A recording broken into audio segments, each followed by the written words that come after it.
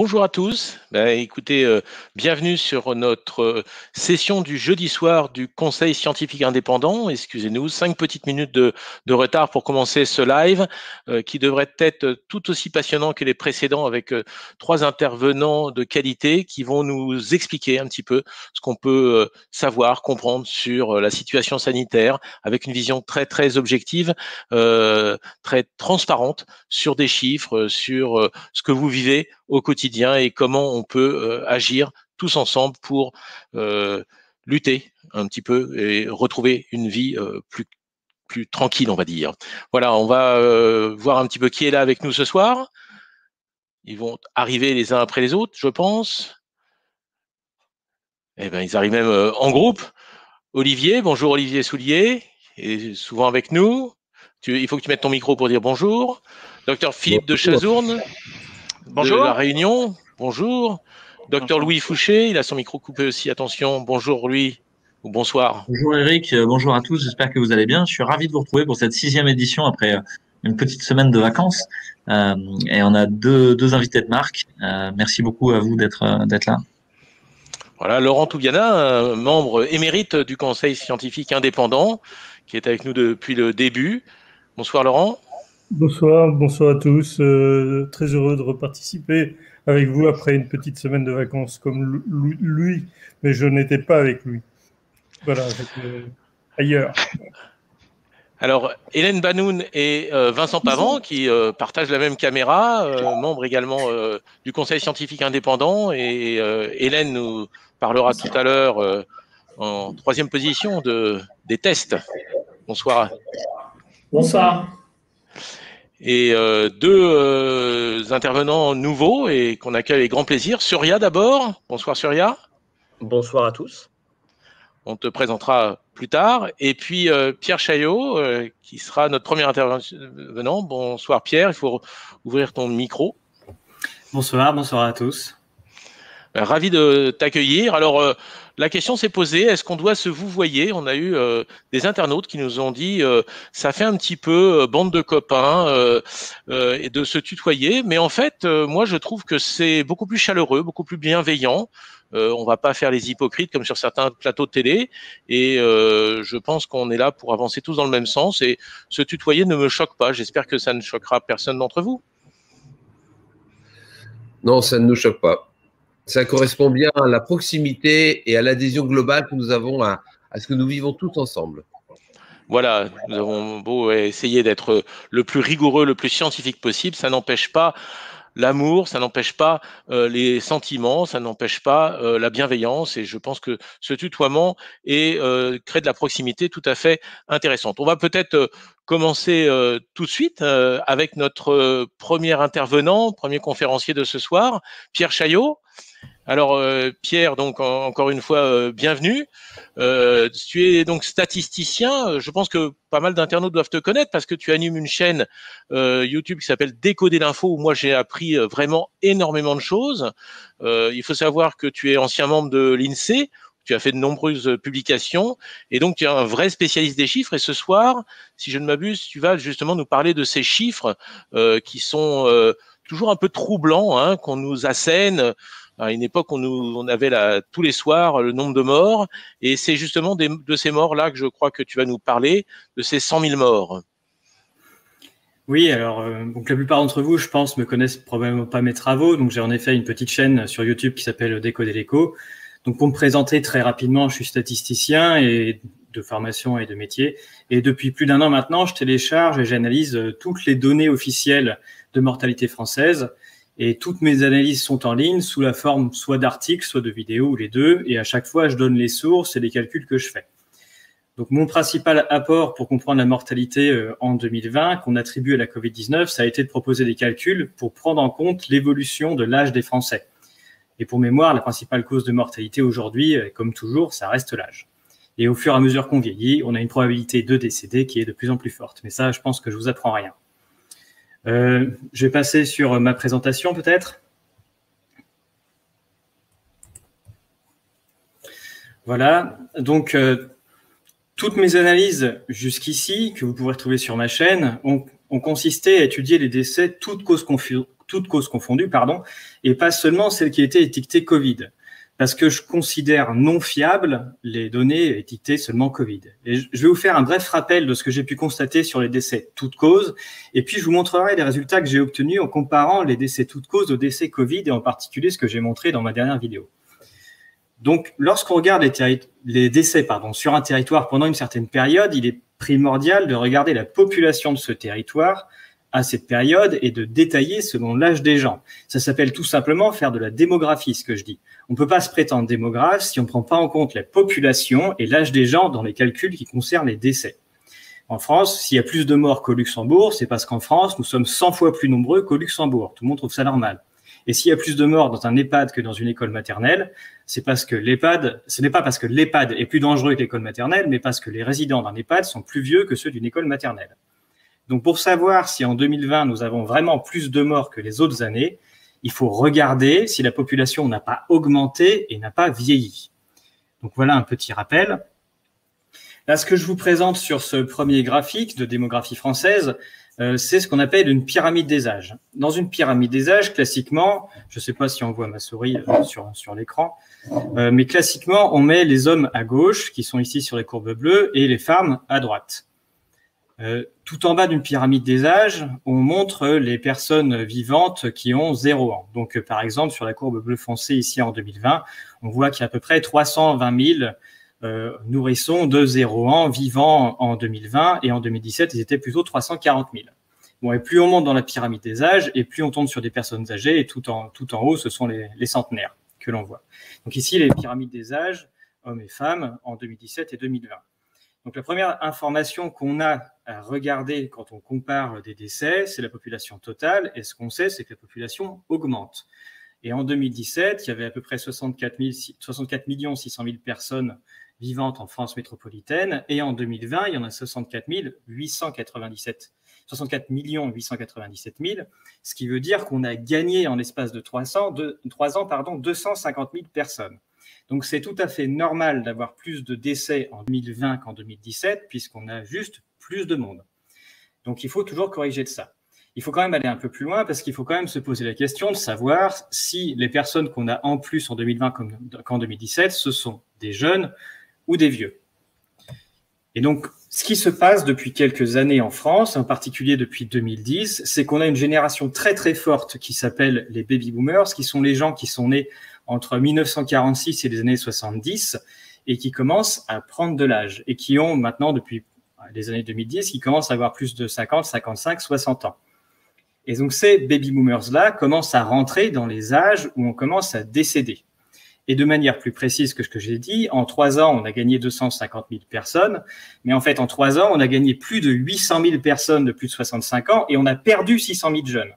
Donc, on a un vieillissement de la population française qui est extrêmement fort ces dernières années.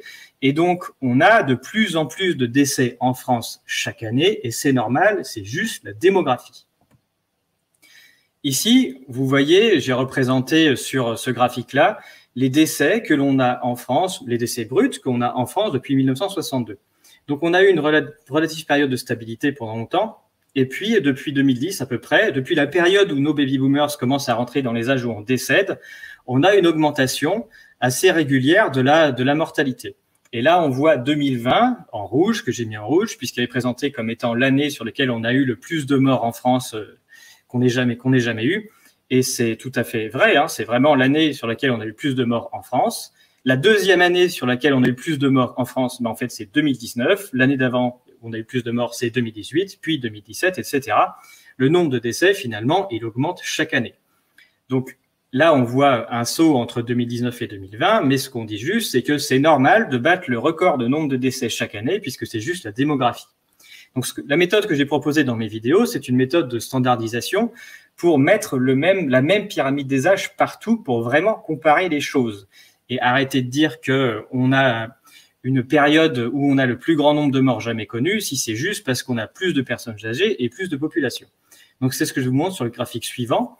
Voici exactement la même chose, toujours le nombre de morts, mais cette fois-ci en standardisant les décès avec la pyramide des âges de 2020. Et donc là, on raconte plus du tout la même histoire, puisqu'on n'observe plus une augmentation de la mortalité à partir de 2010, mais on continue d'avoir une légère diminution de la mortalité, ce qui veut dire qu'il n'y a pas de plus en plus de morts.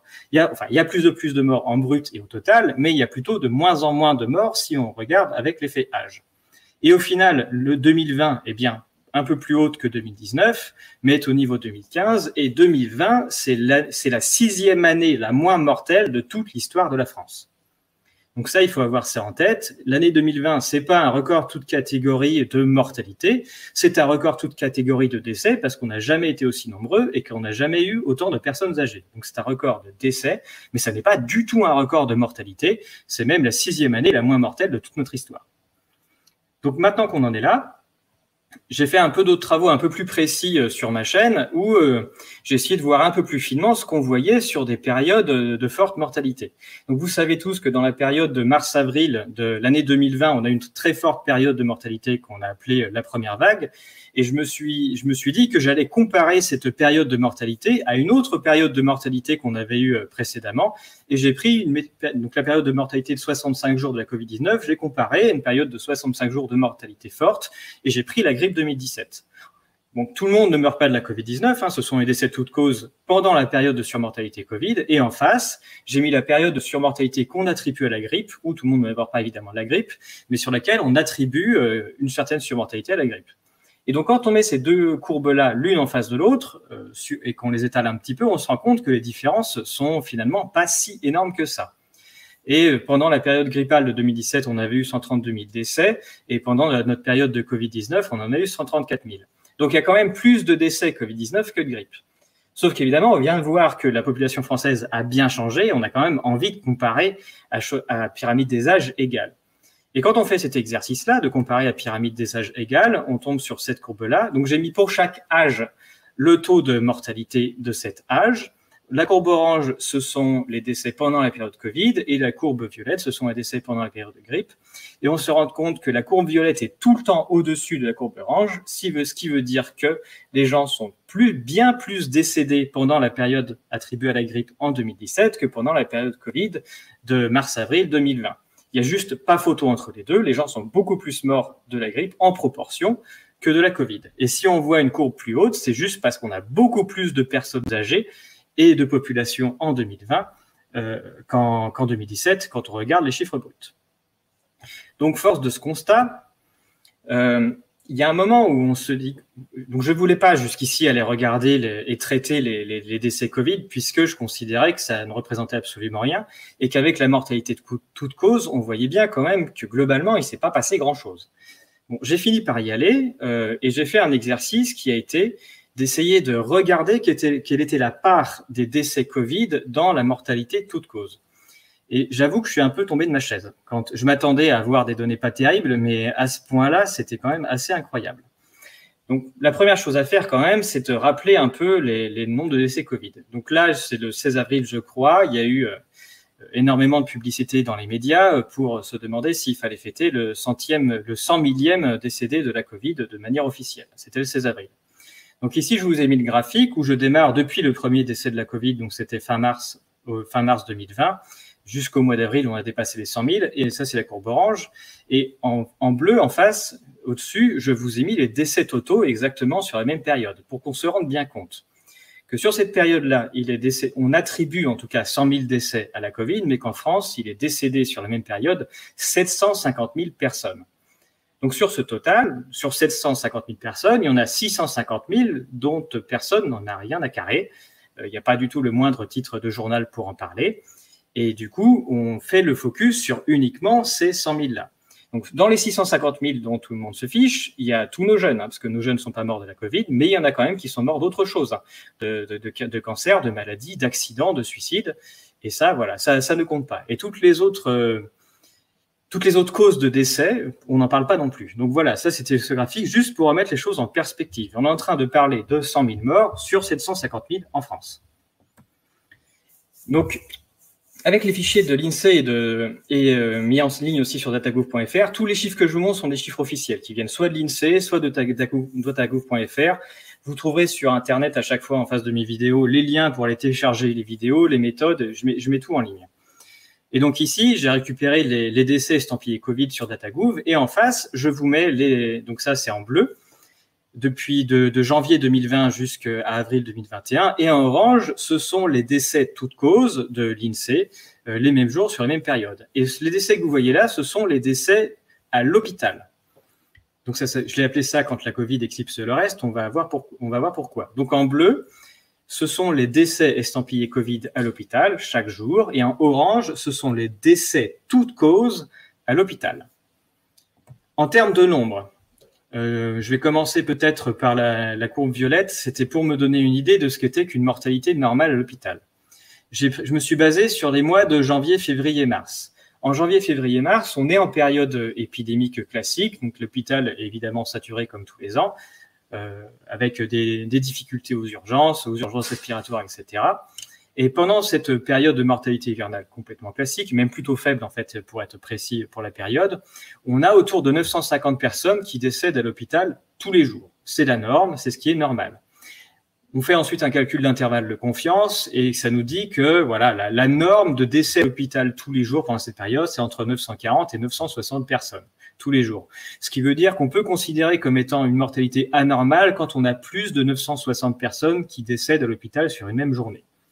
Donc il se trouve qu'en effet, entre le 18 mars et le 18 avril, ce seuil de 960 décès par jour, il a été franchi à l'hôpital tous les jours, là, pendant un mois. Et on a atteint un pic de 1345 décès à l'hôpital le 31 mars 2020.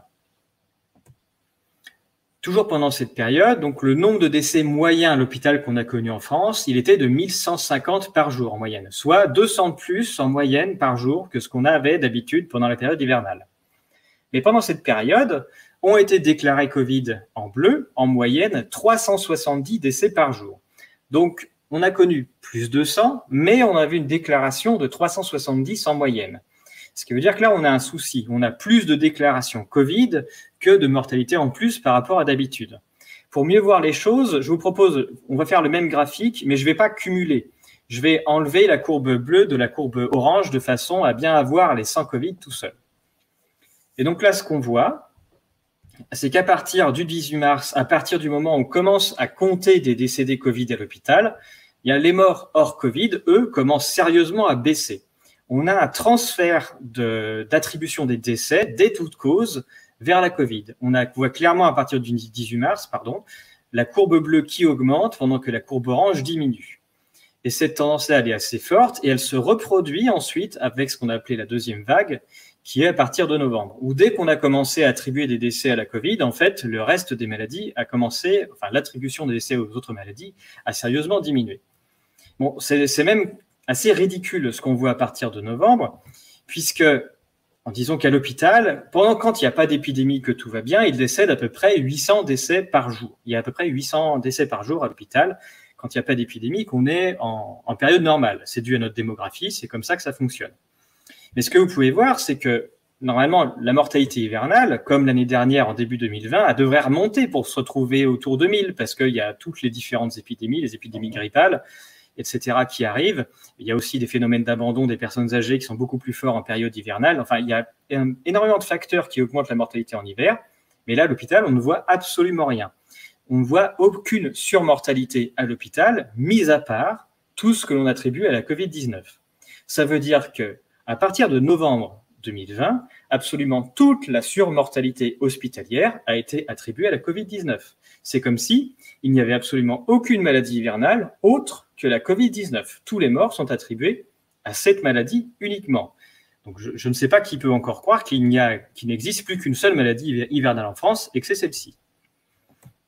Si on veut être un peu sérieux et qu'on veut se dire que ce qu'on pourrait éventuellement envisager d'attribuer à la seule Covid-19, c'est une mortalité différente de d'habitude, ce qu'on appelle la surmortalité, c'est-à-dire qu'il faut compter le nombre de décès que l'on a au-dessus des 961, qui sont la mortalité habituelle vue pendant l'hiver 2020, enfin début de l'hiver 2020, quand il n'y avait pas encore la Covid. Si on fait ce calcul-là, on tombe sur à peu près 23 000 décès. On a une surmortalité d'environ 23 000 personnes sur l'année 2020 qu'on pourrait commencer à envisager d'attribuer à la Covid ou à tous les autres facteurs qui vont avec. Mais pendant cette période-là, Santé publique France et le gouvernement nous disent qu'il y a 70 000 décès Covid. C'est-à-dire que dans ces 70 000 décès Covid, il y en a près de 50 000 qui sont dans la mortalité complètement normale de l'année en période hivernale.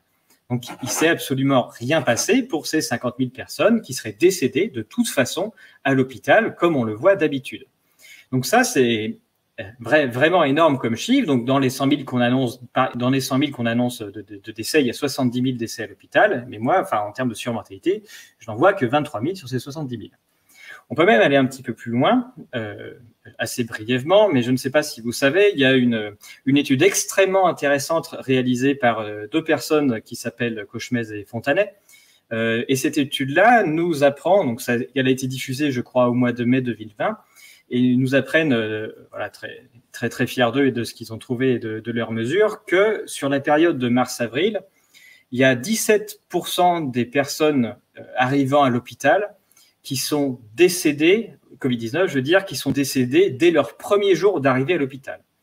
Donc, c'est tellement énorme dans leur modélisation qu'ils font, qu'ils sortent ces personnes-là de leur modélisation pour expliquer qu'en fait, il y a un Covid fulgurant qui tue les gens en 24 heures. C'est assez incroyable à lire. Je vous le conseille. Mais en fait, ce qu'ils montrent avec leurs chiffres, c'est qu'on a 17% des personnes arrivant à l'hôpital qui arrivent trop tard. La lecture est extrêmement simple.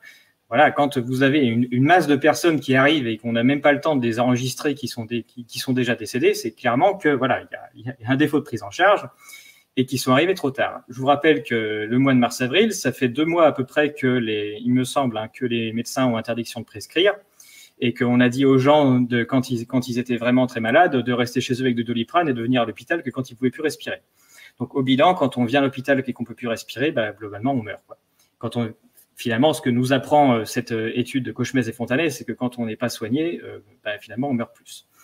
Et donc, sur cette période-là, les personnes, ici, la surmortalité que je calcule en violet sur cette période-là, c'est à peu près 6 000 personnes. Et d'après ce qu'ont calculé Fontanet et Cauchemez, le nombre de personnes qui sont décédées dès leur premier jour d'hôpital, ça doit représenter à peu près 3 000 personnes. Donc, on a la moitié de la surmortalité. C'est écrit dans leur propre étude. Ils vont pas jusqu'à écrire les mots, mais ils mettent tous les chiffres à disposition qui montrent que finalement, on a la moitié des gens qui sont juste des gens qui sont arrivés trop tard. Et il suffit de se demander qui est-ce qui a pris cette décision-là de dire aux gens de ne pas se soigner, d'interdire aux médecins de prescrire et de venir à l'hôpital trop tard. Enfin bref, on peut même aller un peu plus loin. Je me suis posé la question de savoir, qu'est-ce qu'on pouvait considérer comme étant arrivé trop tard. Parce que sur leur graphique, on peut tout extraire. Et si on considère qu'arriver trop tard à l'hôpital, c'est mourir dans les 3 jours, eh bien, on explique 100% de la bosse que vous voyez ici.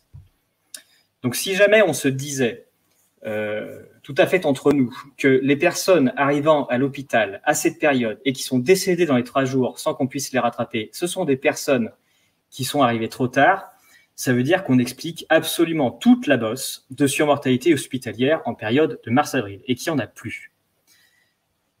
Donc, personnellement, je serais extrêmement heureux que Cauchemez et Fontanet nous refassent la même étude avec les mêmes comptages à partir de novembre pour savoir exactement qui sont les personnes dans toute cette surmortalité qui, encore une fois, sont arrivées trop tard à l'hôpital.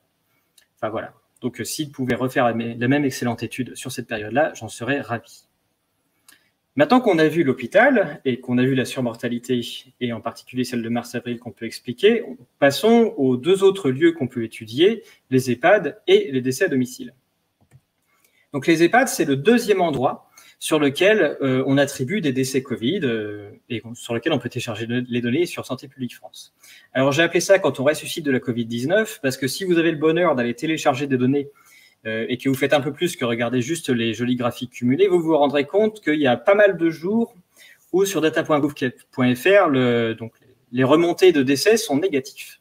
De mémoire, on doit avoir un record de décès négatifs, ça doit être le 19 mai à moins 327, donc c'est-à-dire qu'on annonce 327 ressuscités de la Covid le 19 mai dans les EHPAD. Donc c'est plutôt une bonne nouvelle, hein. On va la prendre comme ça. Donc ce qui se passe, c'est que dans les EHPAD, il y a eu énormément de comptage, de surcomptage, de doublonnage, et qu'il y a des effets de rattrapage qui se voient, et donc il y a plein de jours en négatif. Donc, quand j'ai traité les décès, vous les voyez pas parce que les jours en négatif, je les ai retranchés parce que la plupart du temps, juste avant, on voit un jour qui est extrêmement positif sur lequel on se dit que le gros négatif qu'on voit après, c'est certainement un surcomptage de ce jour-là. Bon, bref. Du coup, en orange, vous avez les décès Covid. et journaliers, quotidiens, et en bleu, les décès de toute cause aussi quotidiens. Et là, on observe quelque chose d'extrêmement intéressant, c'est-à-dire que sur la période de mars-avril pour les EHPAD, quasiment, pas absolument, on va dire quasiment tous les décès en EHPAD en mars-avril ont tous été attribués à la Covid-19. Donc ça, c'est hyper intéressant. Je ne sais pas qui peut croire qu'en mars-avril, absolument toutes nos personnes âgées sont toutes décédées de la Covid-19, mais ça n'a absolument aucun sens. Donc c'est pour ça que moi, à la base, je veux pas utiliser ces chiffres de décès de la Covid qu'on trouve un peu partout, puisque c'est un comptage bien évidemment politique, puisqu'à l'intérieur, c'est de la manière dont on compte, dont on va trouver les résultats. Donc là, ce qu'on voit, c'est que le comptage des décès Covid en EHPAD, c'est juste n'importe quoi, puisqu'on y met absolument tout le monde. Bon, il se trouve que dans cette surmortalité de mars-avril, hein, il y a d'autres médicaments qui ont été distribués aussi aux personnes âgées avec un fameux décret. Il me semble que c'est quelle date, le 23 avril, le décret Rivotril. Donc, on ne sait pas très bien ce qu'on compte à ce moment-là. Est-ce qu'on compte vraiment des personnes qui sont décédées naturellement d'autres choses ou des personnes qu'on n'a pas soignées mais qu'on a accompagnées pour passer de l'autre côté? Enfin bref. C'est pas beaucoup plus reluisant à partir de novembre, mais on constate quand même qu'ils ont fait un peu un effort pour mettre un peu le haut là sur les EHPAD qui mettaient vraiment tout le monde au Covid pour trouver une tête un peu plus normale. Bon, on voit même que dans les EHPAD, on est même mort jusqu'à mi-mai de la Covid, alors que France entière, il n'y avait plus un cas ni aucun décès à partir du 1er mai. Enfin bref. Donc voilà, pour les EHPAD, on peut faire aussi un petit exercice de surmortalité. Hein, de manière classique, tous les jours, il meurt 227 personnes tous les jours dans les EHPAD, donc il n'y a que ce qui est au-dessus qui peut être considéré comme surmortalité. Donc Santé publique France dit 26 000, mais en surmortalité, j'ai que 16 000.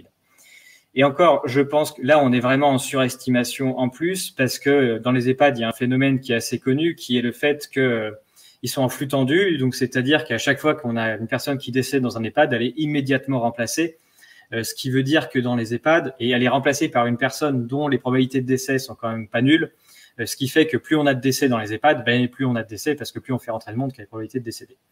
Donc là, en mettant 16 775, on est tranquille sur le fait d'annoncer une surmortalité qui n'est pas déconnante. Donc en tout, si j'additionne ce que je viens de trouver pour les hôpitaux d'un côté et les EHPAD de l'autre, je ne suis pas du tout à 100 000, mais je suis à peu près 40 000. Donc je suis à moins de la moitié. Moins de la moitié, et je ne sais pas encore si je dois l'attribuer à la Covid-19 ou pas. Je sais qu'à l'intérieur, il y a des décès Covid-19, mais ils peuvent être décédés d'autres choses. Mais là, maintenant, pour se donner une idée de ce qui s'est passé, je vous montre les décès à domicile. Donc ça, je trouve ça extrêmement intéressant aussi. Les décès à domicile sont qu'à l'INSEE, parce que Santé publique France n'attribue aucun décès de la Covid-19 pour les gens décédés à domicile. Si vous êtes les gens décédés de la Covid-19 pour Santé publique France, c'est soit à l'hôpital, soit en EHPAD. À domicile, il n'y a pas de décès de la Covid. Évidemment, il ne faudrait pas dire qu'on ne prend pas en charge les gens. Et pourtant, si vous regardez ce graphique des décès quotidiens à domicile, donc qui sont des décès toutes causes, il a bien exactement la même tête que les décès à l'hôpital ou que les décès des EHPAD. Donc, c'est-à-dire que les gens à domicile décèdent exactement de la même manière aux mêmes périodes que les décès à l'hôpital ou des EHPAD. Et pourtant, ils n'ont jamais été étiquetés Covid. Et vu la pression qu'il y a à se faire diagnostiquer Covid, c'est quand même un peu fort de café de dire que toute cette surmortalité, c'est de la Covid invisible. Mais bon. En tout cas, on voit des choses intéressantes, notamment sur la période de mars-avril.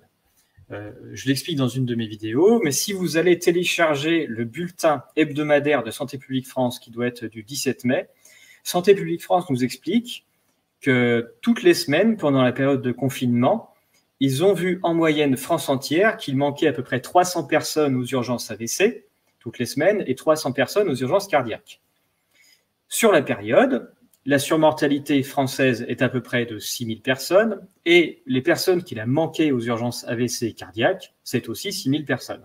Donc cette bosse-là, qu'il y en a qui peuvent dire, c'est la Covid puisque c'est au même endroit, il se trouve que c'est à l'endroit où les urgences ont remonté qu'il manquait des gens qui, du fait du confinement, n'allaient pas se faire soigner et notamment pour des urgences cardiaques et AVC. Donc encore une fois, il n'y a rien qui nous montre que même si c'est à la même période, il s'agit de personnes qui ont la Covid, cette surmortalité, ou plutôt de personnes qui, du fait du confinement, parce qu'on est en plein confinement, ne sont pas allées se faire soigner à temps. Et toute cette surmortalité, et bon, on peut faire le même raisonnement ensuite pour le deuxième confinement à partir de novembre, et tout ce qui se passe depuis novembre. Et toute cette surmortalité à domicile, elle compte pour 23 000 personnes. Donc 23 000 personnes en surmortalité, dont on voit des effets quand même qui arrivent au moment des différentes mesures, et donc qui n'ont jamais été estampillés Covid, et pour cause, qui sont à mettre en face des 40 000 de surmortalité dans les EHPAD et dans les hôpitaux où on annonce de la Covid. Donc là, en ratio bénéfice-risque, même si on attribuait tout à la Covid à l'hôpital et dans les EHPAD, on n'est quand même pas terrible si on considère qu'il y a 23 000 personnes qui sont décédées parce qu'on les a laissées sur le carreau en faisant le tri par les décisions qu'on a prises. Et donc voilà les trois messages à retenir lorsque l'on regarde en faisant le bilan de ce qui se passe sur les différents décès de la Covid-19 et des toutes causes. À l'hôpital, on observe une surmortalité, mais on doit se poser la question du fait que les gens ont été probablement pris en charge bien trop tard, et ça c'est grâce à l'étude de Fontanet et Cauchemez, et qui expliquerait la surmortalité hospitalière. Il y a les décès dans les EHPAD qu'on ne sait pas très bien attribuer, mais où il y a eu certaines décisions qui ont été prises, et donc il faut mettre en perspective. Et enfin, les décès à domicile, qui sont la preuve de personnes que l'on ne prend pas en charge du fait des décisions qui sont prises. Merci beaucoup, Pierre, mais c'est d'une limpidité absolue. Moi, j'ai adoré. C'est très clair. C'est très factuel, comme on aime au CSI. Et je propose de passer tout de suite la parole à Laurent Toubiana. Vous savez que c'est un grand spécialiste aussi des chiffres et il a fait des articles sur la mortalité qui sont tout à fait passionnants. Laurent, est-ce que tu as des questions, des commentaires? Ah, Laurent, il faut que tu mettes ton micro, je crois.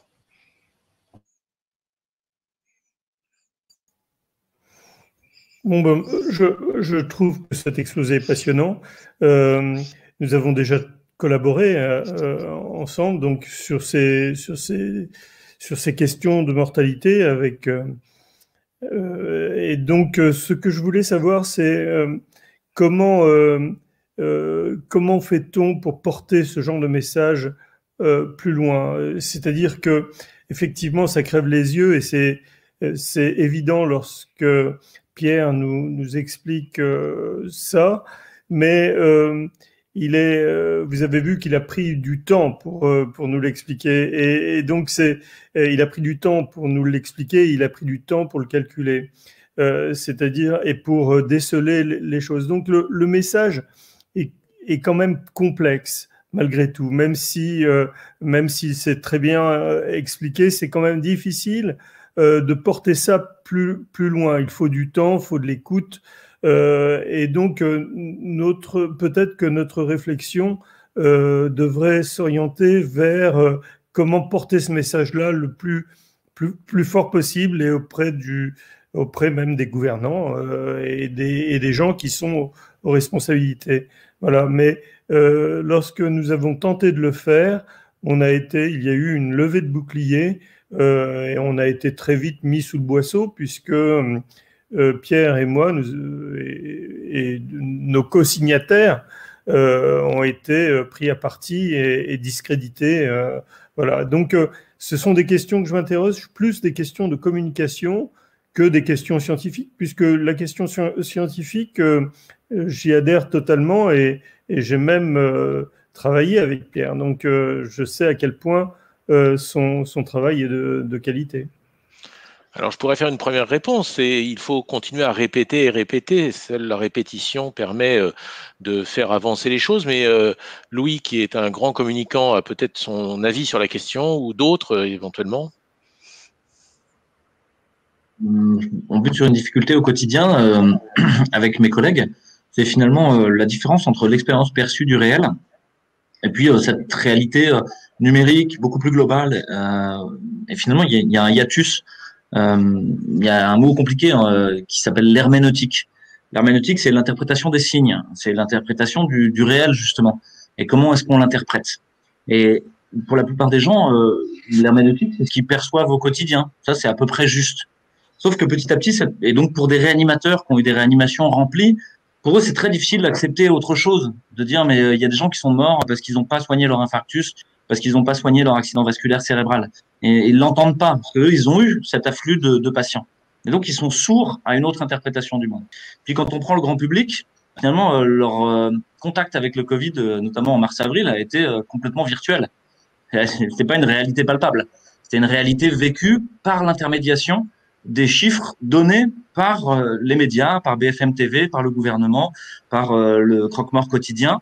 Et finalement, pour eux, c'est devenu ça la réalité. C'était l'herméneutique des chiffres et une gouvernementalité numérique où on leur disait, bah, de toute manière, il y a un lien entre ce que vous vivez tout de suite de répression et puis ces chiffres qui sont là, donc qui sont forcément vrais, puisque ce que vous vivez au quotidien, d'être enfermé, d'être, etc., ben, ça c'est réel. Et puis, comme le gouvernement vous a dit que c'était lié à ces chiffres-là, ben, ces chiffres-là, ils sont réels aussi. Et quasiment, peut-être une fois par semaine au moins, Jérôme Fontanet est passé devant Jean-Jacques Bourdin pour expliquer, en fait, pour dire ce qui se passait. Et donc, en fait, là, je sais pas si Vincent est là ce soir, s'il est là avec Hélène. Chaque semaine, on a un petit mot pour eux parce que on sent bien qu'ils portent une responsabilité très lourde, justement, dans cette folie interprétative sur le monde qui accourt. Donc, je pense qu'il y a une grosse partie du grand public qui peut recevoir un message différent, mais il va falloir effectivement travailler à ce que ce soit facile en éducation populaire. Mais il y a beaucoup de gens qui ont déjà perçu ça. Hein. À Marseille, on a eu des gros titres de quelqu'un qui s'était pendu cours Lyoto et qui était mort du Covid, quoi. Il y a plein de gens qui ont bien perçu que dans les EHPAD, il y a des gens, ils étaient tous morts du Covid, quoi. On n'avait pas cherché à savoir, en fait. Ils avaient beau avoir une pneumonie à pneumocoque qui aurait été guérie avec de l'amoxicilline. Bon, en fait, ça, ils sont morts du Covid. Hein. Et il y a beaucoup de soignants, infirmiers, aides-soignants qui l'ont perçu aussi dans leur réalité palpable. Donc finalement, ce mensonge, est en fait un mensonge, hein, à un moment sera éventé, mais ça prendra du temps, parce que quand vous êtes allé trop loin dans un mensonge, c'est très dur de revenir en arrière. Vous préférez tordre le réel, parce que il va justifier votre conduite, quoi. J'en ai parlé la semaine dernière, mais si vous dites aujourd'hui à une institutrice, ça fait 1 an que tu fais du mal à des enfants en les mettant derrière un masque, elle va préférer dire non mais quand même, ça évite que mamie soit malade. Et vous aurez beau tout lui dire, de toute manière, ça restera ça, parce que c'est insupportable pour elle d'imaginer qu'elle a fait du mal à des enfants pendant 1 an. Fourmis si précieux. Et enfin, comme Géraldine le dit, merci de nous transmettre ces chiffres qui nous permettent de relativiser et aussi justement d'argumenter, pourquoi pas de discuter avec des personnes en disant peut-être que bah non, tu as peut-être tort, etc.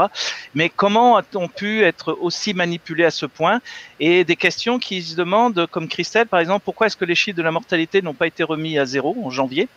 Et une question qui peut être un peu polémique, mais qui pourrait faire apparaître une surmortalité Covid par rapport à la fameuse prime Covid attribuée ou qui serait attribuée par un certain service hospitalier. Et moi, ce que je retiendrai de ta présentation, Pierre, c'est le début où finalement, souvent, on mélange record de décès et mortalité.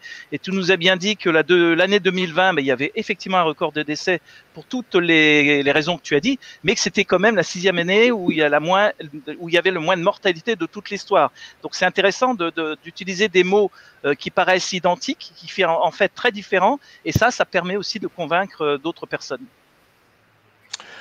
Oui, je crois qu'il va falloir absolument qu'on arrive à rassurer tout le monde avec ces chiffres, parce que évidemment c'est effrayant, 100 000 morts. Alors forcément, si c'est effrayant, il faut absolument tout faire et on est prêt à payer n'importe quel prix pour éviter une telle mortalité. Et Pierre nous a permis de remettre un petit peu les choses au clair au niveau de ces chiffres. Je pense que c'est important. Et d'un chiffre à l'autre, on va passer la parole à Surya, qui est notre deuxième intervenant. Alors, je ne le vois pas en vidéo. Je ne sais pas si tu as coupé ta vidéo, Surya. Donc, Surya est à la fois mathématicien et informaticien, mais c'est surtout pour moi un grand scientifique, même s'il n'aime pas toujours ce terme. Je travaille avec lui depuis quelques années, je le connais par différentes associations, et quand j'ai un problème avec une étude et quand je ne sais pas si l'étude est valable ou pas, je l'envoie à Surya et son œil d'aigle retrouve tout de suite les biais ou les erreurs, et c'est vrai qu'il est très très attentif à la vraie science, à la science honnête, et c'est très appréciable pour nous qui sommes dans le quotidien pour faire des choix ensuite vis-à-vis de nos patients. Alors ce soir, il va nous parler de la pharmacovigilance, et sont d'autres chiffres encore qui sont, je dirais peut-être un peu manipulés. Et Surya, je te passe tout de suite la parole pour cette présentation sur la pharmacovigilance et les vaccins. Merci. Donc, je vais vous faire une présentation assez courte pour pas embêter tout le monde sur qu'est-ce que la pharmacovigilance et la pharmacovigilance vaccinale en particulier. Donc, on va commencer par introduire certaines notions. La pharmacovigilance, qu'est-ce que c'est? La pharmacovigilance, ça peut se définir comme étant l'ensemble des méthodes, techniques et outils qui sont liés à l'étude des effets indésirables des médicaments. D'où ça vient? Ça vient malheureusement des années 60 suite au drame du thalidomide. Pour ceux qui ignoreraient ce que c'est, c'était un antinauséeux qui a été prescrit à des femmes enceintes et malheureusement ça a provoqué, alors les chiffres ce sont des estimations peu fiables, mais probablement entre 10 et 20 000 malformations fœtales. Donc l'OMS a décidé de se pencher sur le sujet en 68 et son centre de pharmacovigilance international qui est basé à Uppsala en Suède a été fondé en 72 ou en 73. La pharmacovigilance en France, ça s'est développé au cours des années 70. En Europe, le droit européen définit ce qu'est la pharmacovigilance. La première mention de ce terme apparaît dans la directive 2038/CEE et c'est formellement défini par l'article 102 de la directive 2001/83/CE, qui est la directive qui est entre guillemets la pierre angulaire du droit pharmaceutique européen.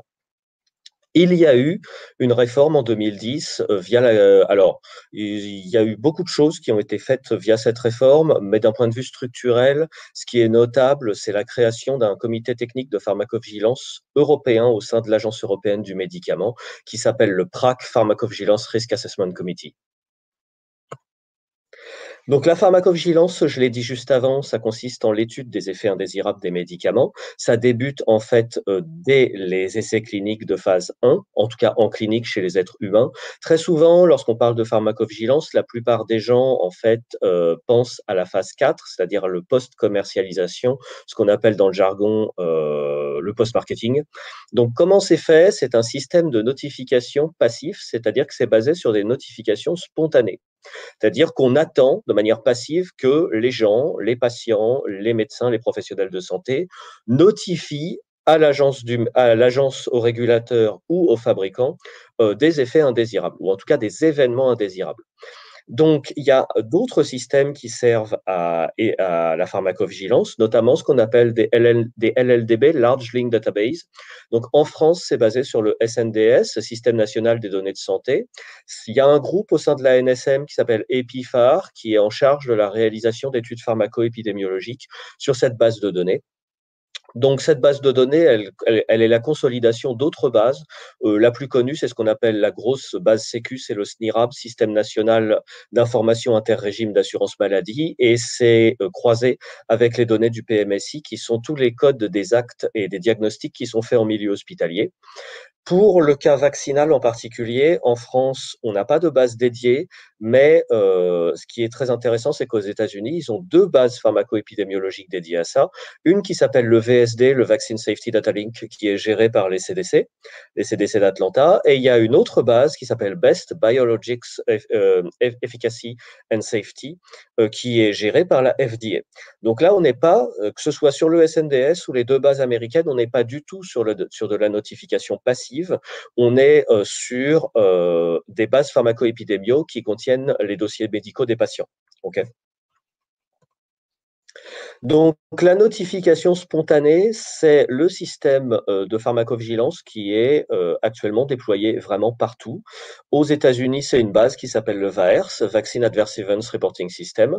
En France, c'est la pharmacovigilance telle qu'elle est gérée par la NSM.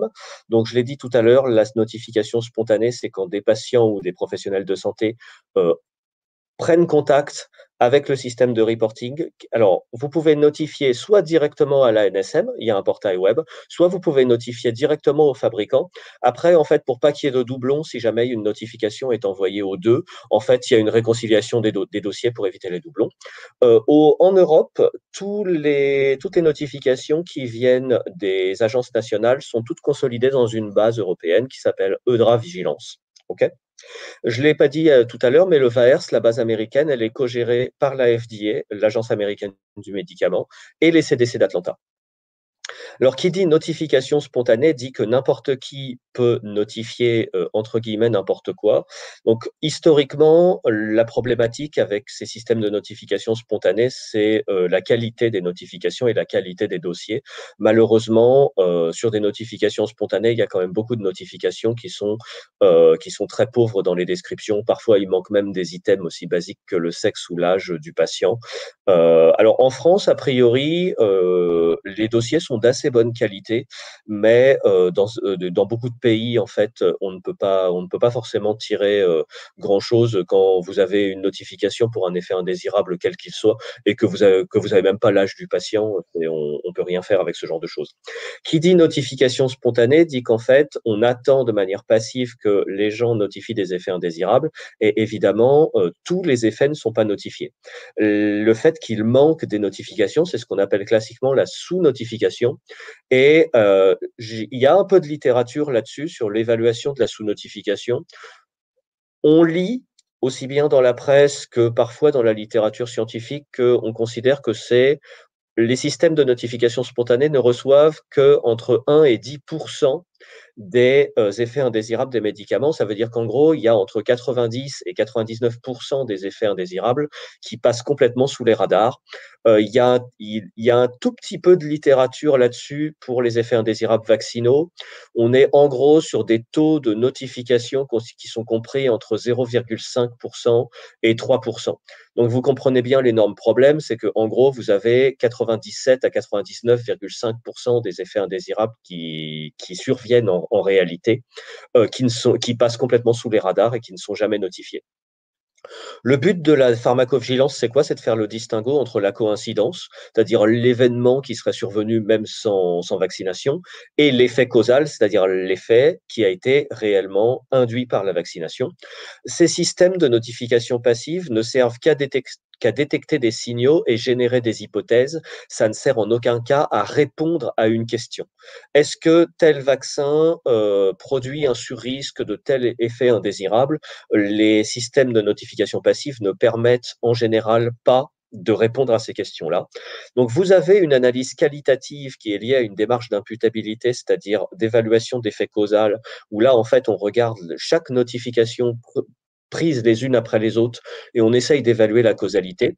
C'est quelque chose qui est un peu moins connu, mais il faut savoir qu'en fait, il y a un deuxième type d'analyse qui est réalisé sur ces bases de notification passive. C'est ce qu'on appelle des analyses de disproportionnalité. Donc, en gros, il y a d'un côté l'analyse clinique de la notification et de ce qui est arrivé au patient.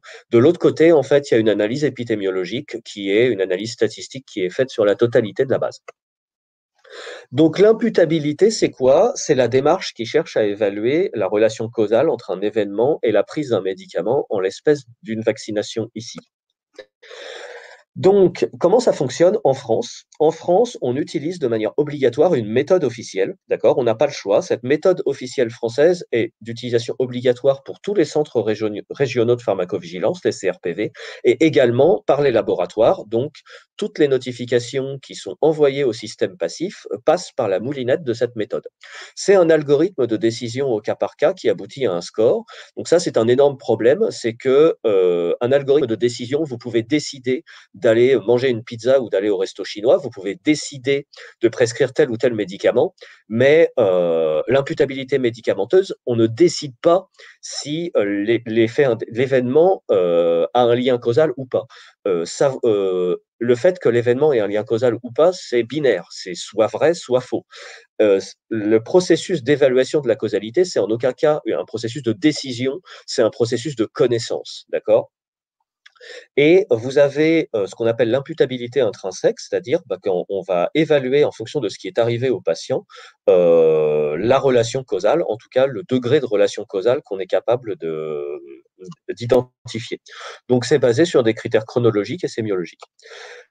Je parle très rapidement du grand principe qui est utilisé par la méthode française, mais aussi par les méthodes qui sont utilisées à l'étranger. C'est ce qu'on appelle le challenge, déchallenge, rechallenge. Le challenge, c'est l'apparition d'un événement suite à la prise d'un médicament. Vous prenez un médicament, vous prenez du paracétamol, il vous arrive quelque chose 2 heures après, c'est un challenge. Le déchallenge, c'est la disparition de l'événement si vous retirez le médicament. Donc, vous prenez un médicament depuis 2 semaines, vous avez un événement indésirable qui apparaît, c'est le challenge, vous arrêtez votre traitement, votre événement disparaît, c'est ce qu'on appelle le déchallenge. Et le rechallenge, c'est quand vous réintroduisez le traitement chez le patient, si l'événement réapparaît à nouveau, l'événement indésirable, donc on considère que la relation causale est établie. Donc le rechallenge, parfois on appelle ça la représentation ou la réadministration. Alors c'est pas moi qui ai décidé que si on avait un rechallenge positif, la relation causale était établie. C'est quelque chose qu'on trouve dans la littérature, notamment il y a des guidelines à la FDA. C'est plutôt un standard et il y a consensus là-dessus. Donc comment ça marche avec les vaccins? Les vaccins sont des médicaments, donc toutes les notifications qui sont reçues en pharmacovigilance passent par la moulinette de cette méthode. Le problème, c'est qu'il est documenté que cette méthode ne fonctionne pas pour les vaccins et même pour certains autres effets indésirables. Donc ici, vous avez le compte-rendu d'une table ronde qui a été réalisée en 2007 par les grosses têtes de la pharmacovigilance des laboratoires et également Hervé Lelouette, qui était à l'époque responsable du département de pharmacologie du CHU Henri Mondor à Créteil. Donc, on nous écrit que dans le cas des vaccins, l'analyse cas par cas ou sur une série de cas avec les méthodes d'imputabilité classiques, ce n'est pas utile. Seuls les effets indésirables locaux ou immédiats ou les réactions qui surviennent après l'administration de vaccins vivants atténués peuvent être imputables avec un bon degré de confiance. Donc déjà, on vous dit que il y a uniquement pour ces effets indésirables-là que la méthode peut fonctionner. Et on trouve ceci: l'évolution de l'événement à l'arrêt du traitement est le résultat d'une éventuelle réadministration, critère habituellement déterminant pour évaluer l'imputabilité, ne sont pas le plus souvent évaluables pour imputer un événement survenu après l'administration d'un vaccin. En effet, une fois administré, le vaccin déclenche dans l'organisme une cascade d'événements immunologiques qui perdurent malgré l'absence de réadministration. Donc là, en fait, il est écrit noir sur blanc que les critères fondamentaux pour évaluer l'imputabilité via la méthode dont l'utilisation est obligatoire en France, ces critères ne fonctionnent pas.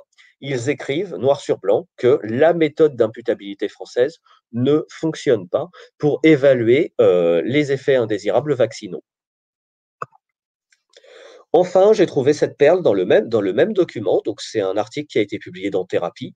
La pharmacovigilance de routine apporte peu d'éléments permettant d'évaluer la sécurité à long terme d'un vaccin. Donc, pour évaluer la sécurité à long terme d'un vaccin, normalement, il faut faire des essais cliniques adéquats. Et donc, j'ai vu passer l'article de Peter Doshi dans le British Medical Journal qui a été publié hier ou avant-hier.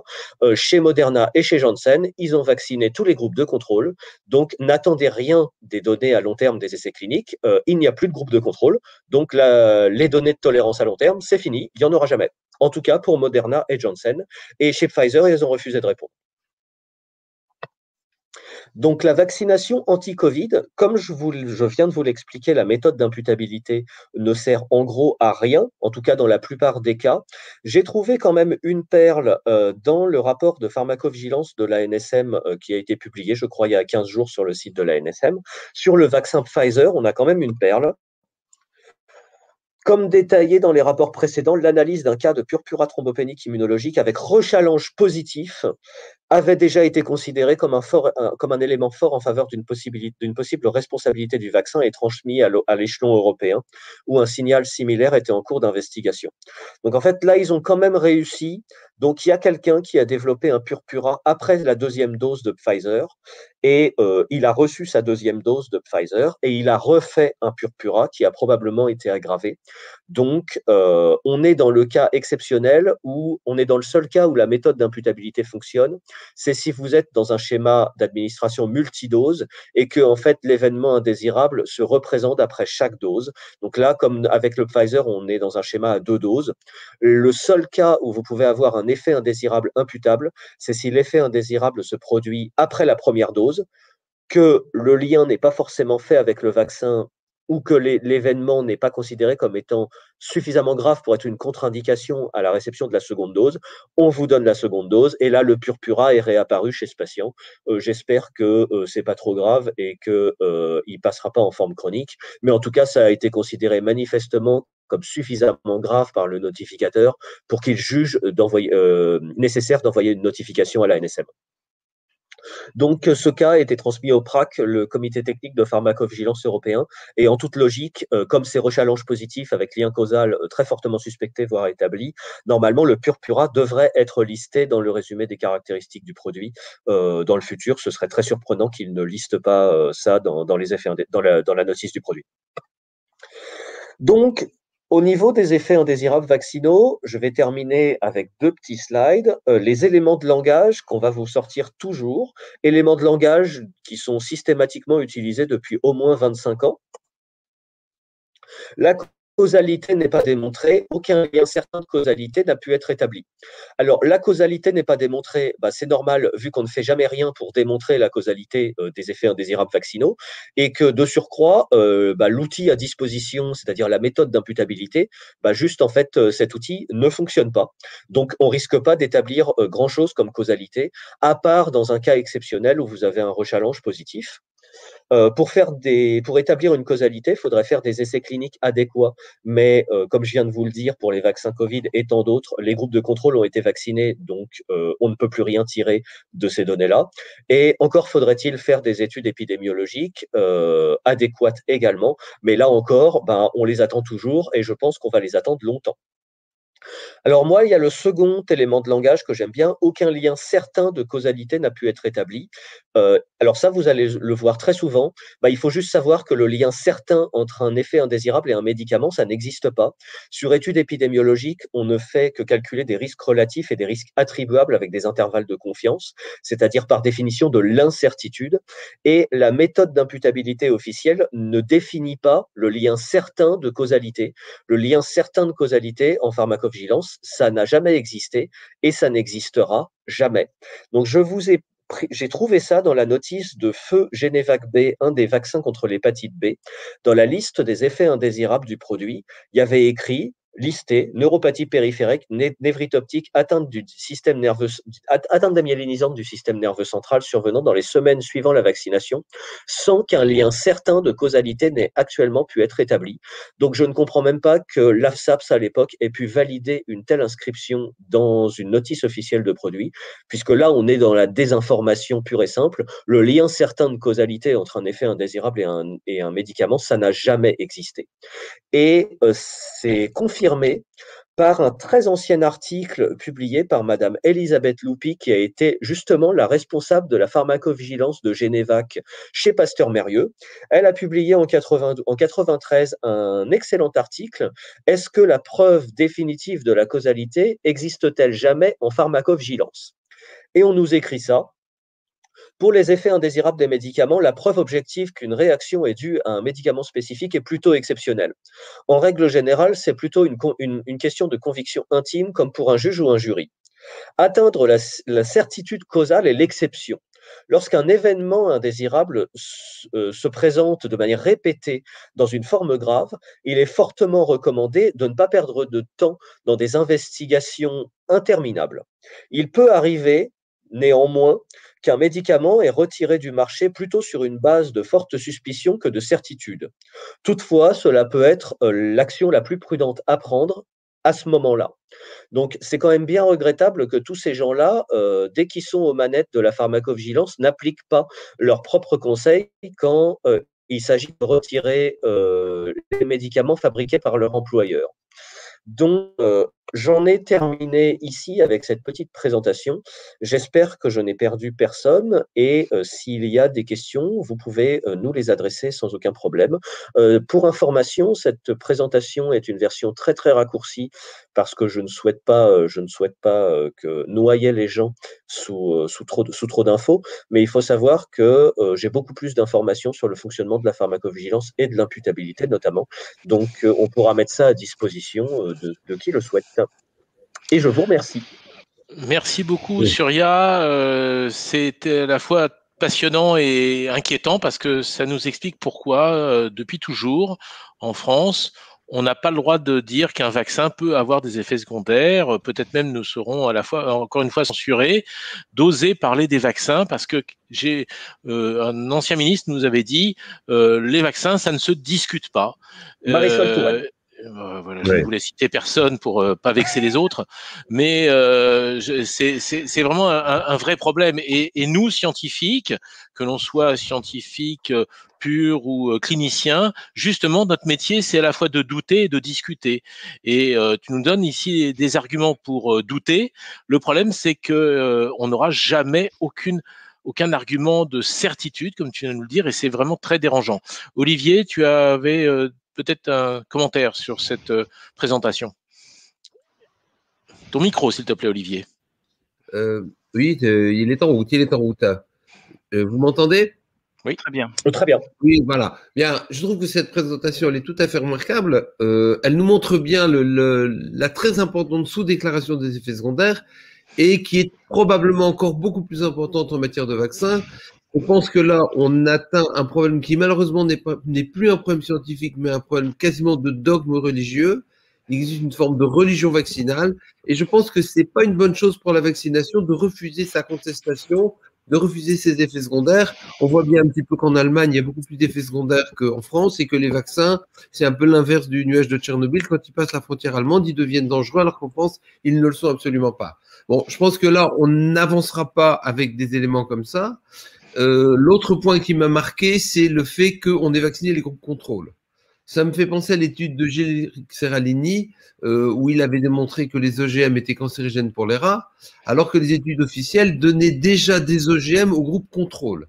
Donc, il y a une manière de neutraliser, et je pense pas qu'on avancera beaucoup là-dessus, ce qui fait qu'on a une réalité aujourd'hui. Et si on rajoute, si on cumule la première et la deuxième présentation, on se rend compte que la surmortalité, finalement, elle est très faible. Par contre, la mortalité vaccinale risque d'être très importante. On peut se poser la question de savoir si un jour on n'aura pas eu plus de morts de vaccins que de la maladie elle-même. Ça, c'est quelque chose que l'on n'a pas. C'est une question qui serait importante de pouvoir poser. Mais malheureusement, il n'y a pas assez d'éléments aujourd'hui. Donc, tout ça, ça nous permet de relativiser et de se dire qu'on ne verra pas la réalité des choses avec ce mode de calcul.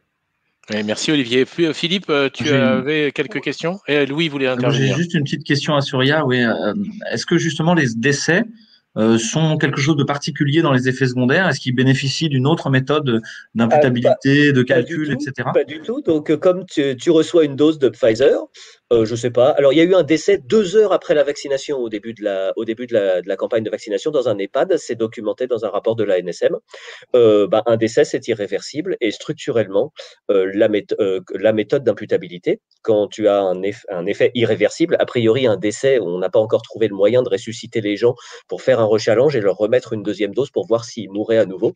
Eh bien, en gros, tu reçois une imputabilité douteuse, c'est-à-dire parmi le plus bas grade d'imputabilité en application de la méthode. Oui, Louis rigole. Oui, mais et malheureusement, j'ai une quantité d'anecdotes. J'ai énormément de documentation sur ce qui s'est passé en interne de la pharmacovigilance pendant la campagne de vaccination contre l'hépatite B. Soit on se tape la tête contre les murs, soit on éclate de rire tellement c'est consternant. Oui, de toute façon, quand tu meurs 2 heures après un vaccin. Sur l'hépatite B, parce que vous savez tous que j'ai soigné énormément de sclérose en plaques, j'en ai presque soigné 1000, et effectivement, alors que c'est quelque chose qui est complètement nié, non pas par les tribunaux, puisque les tribunaux ont indemnisé pas mal de patients. J'ai des patients qui ont été indemnisés abondamment toute leur vie avec une pension, mais ils ont dû signer un papier disant que ils ne devaient pas dire publiquement que c'était à cause du vaccin hépatite B qu'ils avaient été indemnisés. Et moi, quand je vois arriver quelqu'un qui a une sclérose en plaques, je sais que s'il y a une vaccination hépatite B dans les 2 années, la sclérose en plaques va être beaucoup plus grave et que c'est un facteur déclenchant. Donc la pratique montre effectivement que c'est pas du tout ça. Philippe ? Oui, alors il y avait une question de Brigitte pour Surya. Donc, est-ce que l'analyse de l'imputabilité est-elle un filtre avant la remontée dans la base européenne? Et puis une question à Pierre Chaillot, s'il pouvait faire la même étude de corrélation et de coïncidence entre les décès et la vaccination. Alors, Isabelle nous parle de la pharmacovigilance et elle s'est un petit peu renseignée. Elle n'a rien trouvé comme pharmacovigilance à déclarer, si ce n'est surtout les problèmes de thrombose. Et ça tombe très bien comme question parce que on sait que certains de ces vaccins donnent des problèmes de thrombose. Et nous, à La Réunion, enfin, tous les vols sans escale, ça existe, c'est des vols de 10 heures. Donc, il y a une étude qui va pouvoir être faite très facilement, c'est le nombre de phlémites et donc d'embolies pulmonaires dans ces vols non courriers de plus de 4 heures. Et à l'évidence, et même Monsieur le ministre Véran l'a dit, même si on a beaucoup moins de risque de thrombose dans un avion que par le vaccin que dans un avion, ces risques se surajoutent. Donc, il a dit clairement que finalement, quelqu'un qui est vacciné augmentera ce risque de faire une phlébite et donc d'embolie pulmonaire pour peu qu'ils soient un peu tabagiques ou qu'ils prennent la pilule. Et ça serait très intéressant de demander au SAMU référent de métropole qui gère les essais dans les avions, et pour ne pas me tromper, je crois que c'est celui de Bordeaux, pour voir un peu le nombre de phlébites qu'il va y avoir chez les personnes vaccinées, à tel point qu'il semblerait que certaines compagnies aériennes commencent à hésiter à prendre des personnes vaccinées comme voyageurs parce que ça augmenterait les risques. Voilà, okay. Donc c'est très intéressant comme question parce que nous, on est évidemment concernés quand on est très loin et c'est peut-être une idée à explorer. Et pour terminer, en tant que régulateur du centre 15, à chaque fois qu'on régule, on voit des effets indésirables, alors qu'ils ne sont pas forcément mortels dans un centre de régulation, au moins pour les régulateurs des médecins libéraux, donc des niveaux 3 ou 4, mais on voit, et j'en ai encore vu aujourd'hui, des effets, manifestement des effets indésirables à J+1 par exemple, ou J+2, sur des douleurs, des véritables douleurs, des purpuras, c'est-à-dire des réactions cutanées inhabituelles chez des personnes sans facteur de risque. Et je crois qu'il va falloir transformer ces véritables centres 15 en des centres de veille sanitaire et non pas simplement des centres d'urgence. Ils ont un véritable rôle de santé publique à jouer et je crois qu'il y a tout un travail à faire avec eux. C'était d'ailleurs ton sujet la dernière fois. Surya, tu veux répondre ? Oui, juste une petite chose à rajouter. J'ai montré pendant la presse que pour le purpura, manifestement sur un cas, la causalité est établie. Tout le monde a parlé des thromboses. Manifestement, tout le monde est passé à côté du truc énorme, à savoir que le vrai problème, en fait, ce sont les démyélinisations. Avec le vaccin AstraZeneca. Alors déjà, dès le début de la vaccination avec Pfizer aux États-Unis, il y a eu des ADEME. J'ai vu passer des messages avec des gens qui ont été adressés par des neurologues pour IRM, parce que suspicion de CEP et myélite transverse. Avec le vaccin AstraZeneca, dans l'essai anglais, il y a déjà un investigateur qui a imputé une myélite transverse. Donc l'investigateur, il a dit c'est le vaccin. Et dans l'essai américain qui n'est pas dans le dossier, mais ils ont reçu les données, il y a un investigateur qui a imputé une polyradiculonévrite inflammatoire démyélinisante chronique. Et il y a des Guillain-Barré qui tombent. Il y a des notifications de Guillain-Barré qui tombent aussi. Alors les Guillain-Barré sont d'Eric Clapton, non, c'est ça? Oui. Pas que. En France, je crois qu'il y a déjà plus d'une dizaine de notifs de Guillain-Barré, rien que pour AstraZeneca. Donc, compte tenu de la sous-notification, etc., ça commence à être significatif. Oui, dans le dernier rapport de la NSM, je crois que c'est 11 ou 12 Guillain-Barré en 15 jours. Par rapport, je crois, justement à l'Ingérix, vaccin d'hépatite B qui en donne quelquefois, je crois que c'est 2 par an. Et là, c'est 12 en 2 semaines. Enfin, et donc, les effets secondaires, effectivement, c'est pas seulement des thromboses. Alors, Pierre, tu as été... Oui. Juste, ce qu'il faudrait, en théorie, c'est que les gentils chercheurs de la NSM fassent des vraies études pharmaco-épidémiologiques sur le système national de données de santé. Mais bon, ça, je pense qu'on va attendre très longtemps. Pierre, tu connais bien ça. Tu as été interpellé par Philippe tout à l'heure. Est-ce que tu veux répondre ? Alors oui, sur la question concernant les suites au vaccin. Alors, j'ai vu des travaux, puisqu'on discute entre personnes qui s'intéressent aux données, qui téléchargent et qui font des maths. Donc, j'ai vu des travaux qui ont été faits, qui comparent l'évolution du nombre de décès en fonction du début des campagnes vaccinales. Et d'après, si on fait l'effort, a priori, de télécharger les données World Data et qu'on regarde le nombre de décès, il y a une corrélation positive entre le fait de démarrer une campagne vaccinale et d'avoir une augmentation du nombre de décès sur les données qui sont disponibles à World Data. Alors, moi, j'aime pas trop ces données-là parce que ce sont les données estampillées Covid. Et donc, comme je vous ai montré, j'y fais pas confiance du tout. Donc, si je devais m'y pencher, moi, ce serait plutôt avec les morts toutes causes pour voir si jamais j'observais quelque chose. Vous pouvez constater, si vous regardez mes graphiques, qu'on voit quand même un rebond de mortalité post-campagne vaccinale française qui se voit. On ne sait pas si c'est la Covid, mais on a quand même un lien temporel. Bon, j'ai une vidéo, je vous ai pas montré là dans le résumé, déjà j'ai pris beaucoup de temps pour parler tous les travaux que j'ai faits, mais globalement de ce qu'on observe en France, c'est que sur toute intervention qui a été faite depuis le début de cette histoire, on voit à chaque fois d'abord la mesure d'intervention qui est prise et la mortalité qui augmente après. Je précise ça parce qu'on parle de causalité et que quand on... Voilà, donc, Surya le sait très bien, mais du coup, quand on a des effets, en effet, on peut avoir un lien statistique entre deux événements, mais de là à dire qu'il y a une causalité, c'est toujours extrêmement difficile parce qu'on ne sait jamais entre l'œuf ou la poule. Pour ce qui est des hausses de mortalité, que ce soit suite aux campagnes vaccinales ou suite aux mesures, on a beaucoup de gens qui vont dire mais c'est normal d'avoir plein de décès dans les pays où on prend des mesures fortes, puisqu'en fait, ils prennent des mesures fortes, soit des grosses campagnes vaccinales, soit des gros confinements extrêmement durs, soit des interdictions de soigner extrêmement dures, parce qu'ils ont beaucoup de morts. Mais si on regarde la corrélation temporelle, à chaque fois, et je suis en train de faire l'exercice pour tous les pays d'Europe, donc je suis assez serein dans ce que je suis en train de vous raconter, même si je ne l'ai pas encore diffusé, à chaque fois, la décision est prise, la mesure est appliquée et la mortalité augmente après. Donc, pour les vaccins, il va falloir un peu de temps pour que toutes les données remontent, et ensuite, ce serait en effet très intéressant de faire la même chose, c'est-à-dire de mesurer les débuts des campagnes vaccinales, le nombre de gens qu'on vaccine, et ensuite de voir derrière ce qu'on voit, est-ce qu'on voit des augmentations, des diminutions, et de le faire pour un maximum de choses. Ça serait intéressant de le faire pour le Covid, mais personnellement, moi, j'aimerais bien le faire aussi pour les vaccins grippaux, parce que peut-être que sur Medicam, on pourrait choper des données pour essayer de voir si, depuis qu'on a lancé les grandes campagnes vaccinales en France, est-ce qu'on observe vraiment une diminution de la mortalité hivernale, ou finalement, est-ce qu'on ne le voit pas? Je n'en sais absolument rien, et tout ça, ce serait très intéressant à faire. La question des vaccins de la grippe est passionnante. Alors, on aura certainement l'occasion d'y revenir un de ces jours, mais on va maintenant passer à la conférence à l'intervention d'Hélène Banoun. Alors, Hélène est pharmacienne, biologiste, ancien chercheur à l'INSERM, c'est spécialisée aujourd'hui en virologie, en immunologie. Et ce soir, Hélène, tu vas nous parler des tests. Il faut que tu mettes ton micro, s'il te plaît. Oui. Voilà, et je te passe la parole. Voilà, donc je précise juste ce que ça veut dire pharmacien biologiste. Ça veut dire officiellement qu'il y a les diplômes pour diriger un laboratoire d'analyse. C'est une fonction que j'ai exercée, donc je suis habilitée à parler des tests.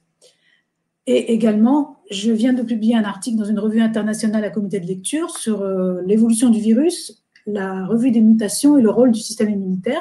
Donc je suis aussi habilitée par mes pairs, les scientifiques, à parler de virologie. Ça, c'est pour les humoristes qui prétendent sur les réseaux sociaux que je ne sais pas de quoi je parle. Alors, je n'avais pas le détail de des présentations précédentes. Je vais encore vous assommer avec des chiffres. Voilà.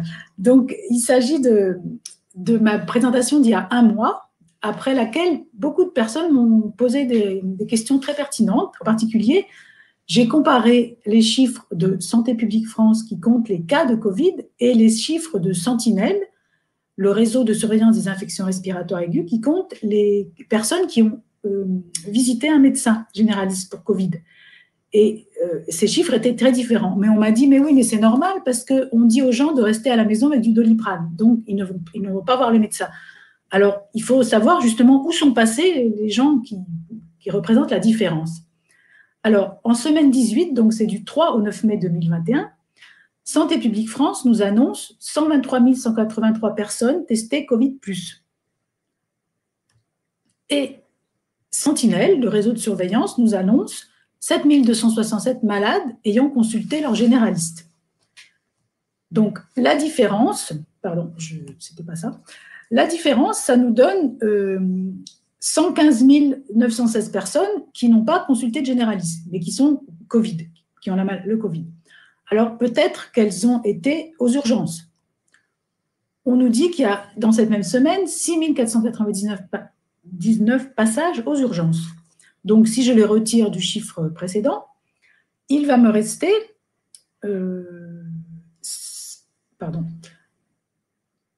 109 417 personnes qui ne sont pas allées voir leur généraliste et qui ne sont pas allées aux urgences. Alors peut-être qu'elles ont appelé un médecin, SOS médecin. Donc il y a à peu près 600 actes SOS médecin dans cette semaine, d'après Géode. Bon, il faut le recalculer, mais c'est à peu près ça. Donc si j'enlève ces 600 personnes, il va me rester 108 817 personnes qui n'ont pas vu de médecin. Alors elles ont peut-être été hospitalisées. Dans cette semaine 18, on a eu 8062 hospitalisés avec une PCR+. Comme on l'a vu tout à l'heure avec ce que nous a dit Pierre, les personnes hospitalisées avec PCR+, ne sont pas forcément hospitalisées pour la Covid, puisque tout le monde a une PCR en rentrant à l'hôpital, quelle que soit la pathologie. Alors, on peut dire, malheureusement, elles sont peut-être décédées. Dans cette même semaine, il y a eu 1537 décédés à l'hôpital. Si on les retire du précédent chiffre, on arrive sur 99 218 personnes qui ne sont ni mortes, ni allées à l'hôpital, ni ont vu de médecin au SOS, ni aux urgences, ni leur généraliste. Donc, où sont-elles, ces personnes? Elles ne sont pas mortes à domicile sans qu'on n'en ait pas parlé. Voilà. Donc, il y a vraiment une discordance entre les chiffres de santé publique, personnes testées Covid+, et les chiffres de Sentinelle qui nous annoncent les malades de la Covid. À quoi peut être attribuée cette différence? Eh bien, justement, à des problèmes sur les tests. Et je vais essayer de vous expliquer alors rapidement pourquoi les tests PCR et les tests antigéniques ne sont pas adaptés à la surveillance d'une épidémie, pour des raisons de sensibilité, de spécificité, de faux positifs et aussi de faux négatifs. Je dirais 2 mots des PCR salivaires et des tests antigéniques. Alors, pourquoi ils ne sont pas adaptés? Parce qu'en fait, les tests PCR ont été conçus pour aider au diagnostic des médecins devant une pathologie, pour attribuer cette pathologie à un agent pathogène ou pas, et pas pour faire des études de santé publique. Alors, comment fonctionne la PCR? On recherche dans un prélèvement des fragments d'ARN viral, c'est-à-dire de matériel génétique. Et pour cela, on fait, vous allez voir sur le schéma suivant,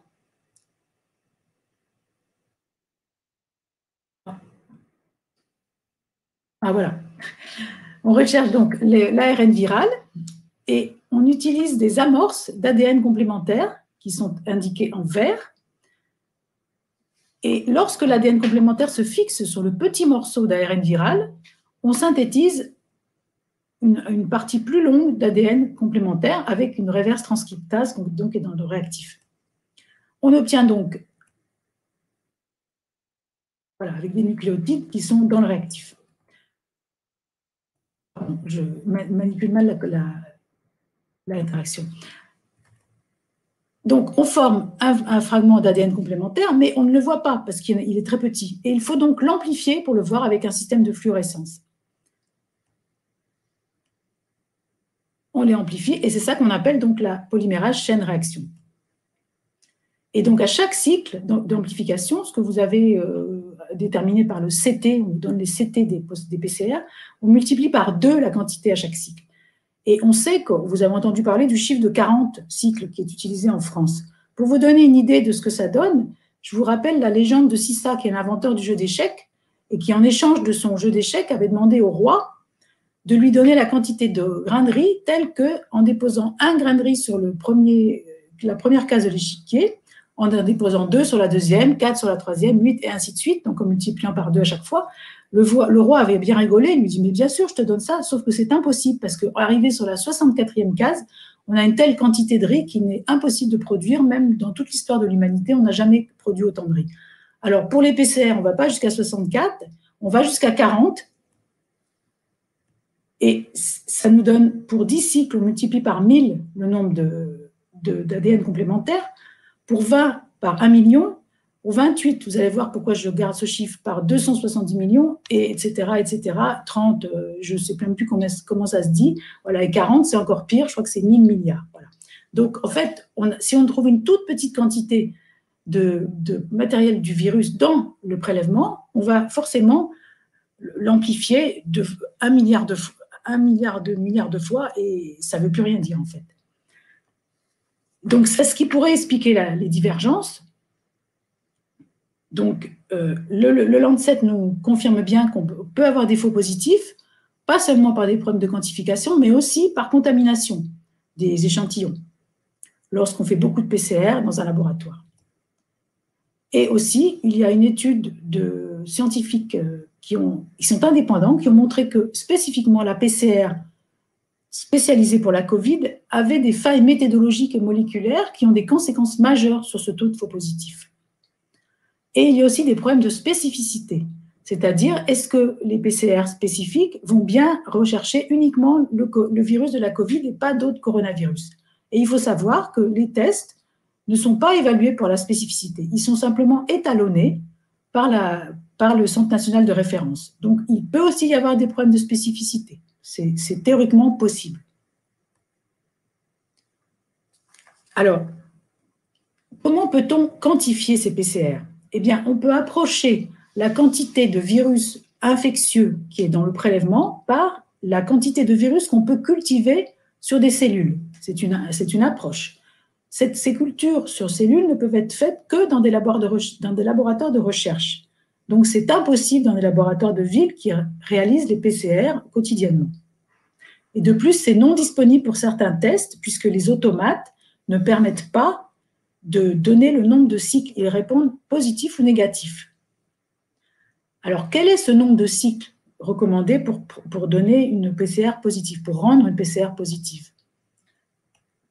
Eh bien, il y a un article récemment sorti dans le New England Journal of Medicine qui nous explique que au-dessus de 28 cycles, on n'a quasiment plus de virus viable. Ici, vous avez le chiffre de 28. Et il nous explique aussi qu'après 12 jours d'apparition des symptômes, c'est quasiment impossible de trouver du virus cultivable. Donc, les personnes ne seraient pas infectieuses. Donc, au-dessus de 28 et après 12 jours de symptômes, il n'y a quasiment plus de virus infectieux. Et malgré cela, la HAS, la Haute Autorité de Santé, recommande de conserver un CT d'un maximum de 40 cycles d'amplification pour les PCR. Donc, vous avez vu que c'est beaucoup. La différence entre 28 cycles et 40 cycles, ça donne vraiment des énormes différences. Ça pourrait donc expliquer ceci, les différences entre les chiffres dont je vous ai parlé au départ. Je voudrais aussi vous dire 2 mots des tests salivaires parce que, bizarrement, en France, on n'autorise pas les tests salivaires pour les PCR, alors que c'est très utilisé dans les pays étrangers. Et pourtant, ils sont très sensibles malgré la communication officielle en France. Puisque, par exemple, un exemple parmi tant d'autres, aux États-Unis, l'Université de Colorado à Boulder utilise les tests salivaires pour le screening, le dépistage des étudiants. Et il y a aussi des courbes d'étalonnage qui montrent la sensibilité, l'étalonnage, et ils arrivent à retrouver jusqu'à 5 virions par microlitre de prélèvement. Donc, c'est très, très sensible. L'Université Rockefeller, elle, utilise ces tests pour dépister son personnel. Donc, pourquoi on peut dire que ce n'est pas assez sensible?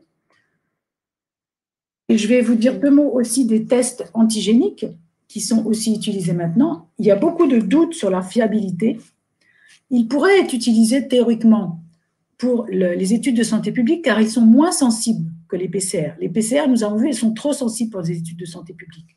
Les tests antigéniques auraient cette sensibilité adéquate, sauf qu'il y a beaucoup de faux positifs, à tel point que, alors je ne vous ai pas dit, oui, j'ai oublié de vous dire, ça détecte des fragments antigéniques du virus, des protéines, donc il n'y a pas d'amplification là. C'est pour ça qu'ils sont moins sensibles et donc plus adaptés à des études de santé publique. Mais il y a eu déjà deux événements où l'ANSM a retiré des tests en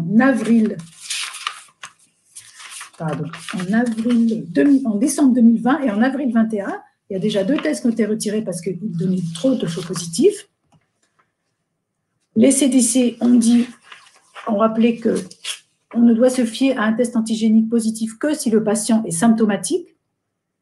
Et enfin, la collaboration Cochrane, qui regroupe des experts à peu près indépendants, nous explique que le taux de faux positifs peut aller jusqu'à 92% avec les tests antigéniques lorsque l'on teste une population où l'incidence est faible, comme dans les écoles par exemple. Et il faut savoir que ceci est valable pour tous les tests, pour les PCR aussi. Plus l'incidence d'une maladie est faible, plus le taux de faux positifs est élevé. Le 26 avril 2021, la HAS a recommandé les autotests ou les tests pratiqués par les enseignants ou les parents pour les enfants de la maternelle et jusqu'à l'université, et aussi dans les colonies de vacances, et au moins 1 fois par semaine. Donc, on ne sait pas quelle incidence va avoir l'introduction de ces tests antigéniques dans les statistiques, puisqu'il peut y avoir jusqu'à 92% de faux positifs. Et vous voyez sur ce panneau que il existe 497 tests différents Covid sur le marché. Donc, vous voyez, c'est un fouillis où il faut bien choisir le bon. Voilà. Donc, tout ça pour vous dire qu'il y a des restrictions qui sont inexpliquées de la part de la HAS. Pourquoi elle ne recommande pas les tests salivaires chez toute la population, mais seulement chez les jeunes enfants, puisqu'on a vu qu'ils étaient très sensibles. Parce que quand même, la PCR, ça a des dangers. L'Académie de médecine l'a rappelé dernièrement, c'est désagréable. Pourquoi la HAS interdit de pratiquer un test antigénique sur un prélèvement salivaire, même quand c'est marqué sur la notice? Alors, elle nous dit qu'ils ne sont pas assez efficaces. Mais sur quelles données? Puisqu'ils n'ont pas été évalués par le CNR. Le Centre national de référence n'a évalué que les tests PCR et pas les tests antigéniques. Et enfin, il y avait 3 études qui avaient été lancées sur les tests salivaires, Salicov, Samlikov et Covisal. Et semble-t-il, elles ont été enterrées parce que je n'ai pas trouvé de suite. Donc, en fait, on a autorisé des tests antigéniques sans les avoir évalués. Et on n'a pas fini l'évaluation des tests salivaires et on a dit qu'il ne fallait pas les étendre à la population totale. Voilà. Donc, ces tests antigéniques vont compliquer encore les statistiques, puisqu'ils sont intégrés maintenant dans les statistiques, après validation non terminée. Et la HAS voudrait intégrer les résultats des autotests, donc qui sont faits par les personnes elles-mêmes sans validation par un professionnel. Le conseil scientifique gouvernemental ne le souhaite pas pour l'instant. La validation n'est pas terminée non plus. Donc, tout ceci va rendre les statistiques ininterprétables. Je voulais juste faire une petite remarque par rapport à ces PCR positives qui déterminent des cas de Covid, simplement sans symptômes, mais juste sur une PCR qui peut aller jusqu'à 40, et comparer ceci avec ce que le CDC a décidé dernièrement, début mai.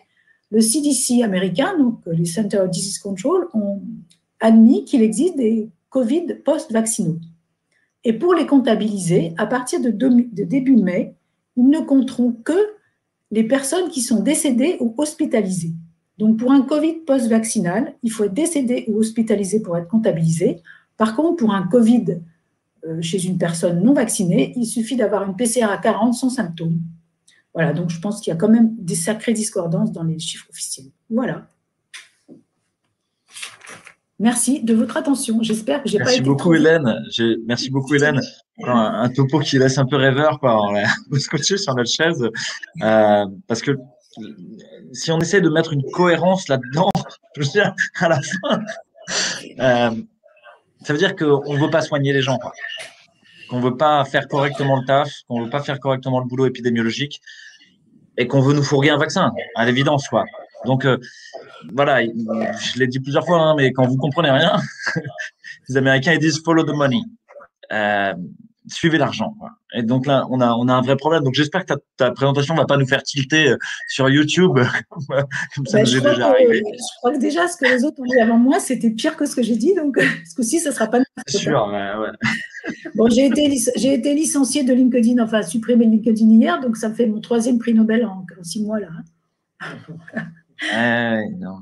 Alors, merci beaucoup. Voilà, t'insistes bien sur le fait que finalement, on utilise des outils pour suivre l'épidémie et pour mettre en place des mesures sanitaires extrêmement contraignantes finalement, ou des mesures thérapeutiques insuffisamment étayées, qui sont pas du tout robustes, quoi. Que ce soit le compte des morts, que ce soit finalement l'évaluation des traitements eux-mêmes une fois qu'ils ont été mis en route, même de définir combien on a eu de malades. Ça, voilà, je crois qu'on l'a dit, redit et re-redit, mais je le redis à tous les téléspectateurs qui nous écoutent et tous les auditeurs. Un test positif, ça ne veut pas dire que vous avez le Covid. Le Covid, c'est la maladie inflammatoire induite par la présence de virus dans votre corps. Donc, un test positif, ça veut dire que vous avez du virus qui est là, ou des fragments viraux qui sont là. Et pour le grand public, avoir un test positif, c'est quelque chose d'extrêmement, oh là là, ils sont contagieux, etc. En fait, vous n'en savez rien. C'est pas parce que vous avez un test positif que vous êtes contagieux, pas parce que vous avez un test positif que vous allez être malade.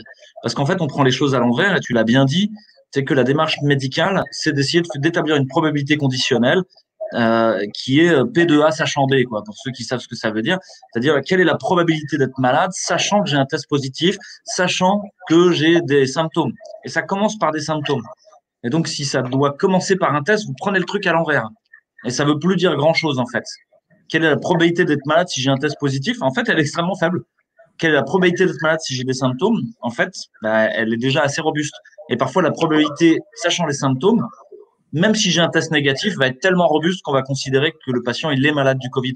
Et on s'en fiche du résultat. Alors, à la fois, il y a une confusion dans le grand public, à la fois, il y a une confusion pour nos décideurs, à la fois, il y a une confusion, et y compris chez les médecins.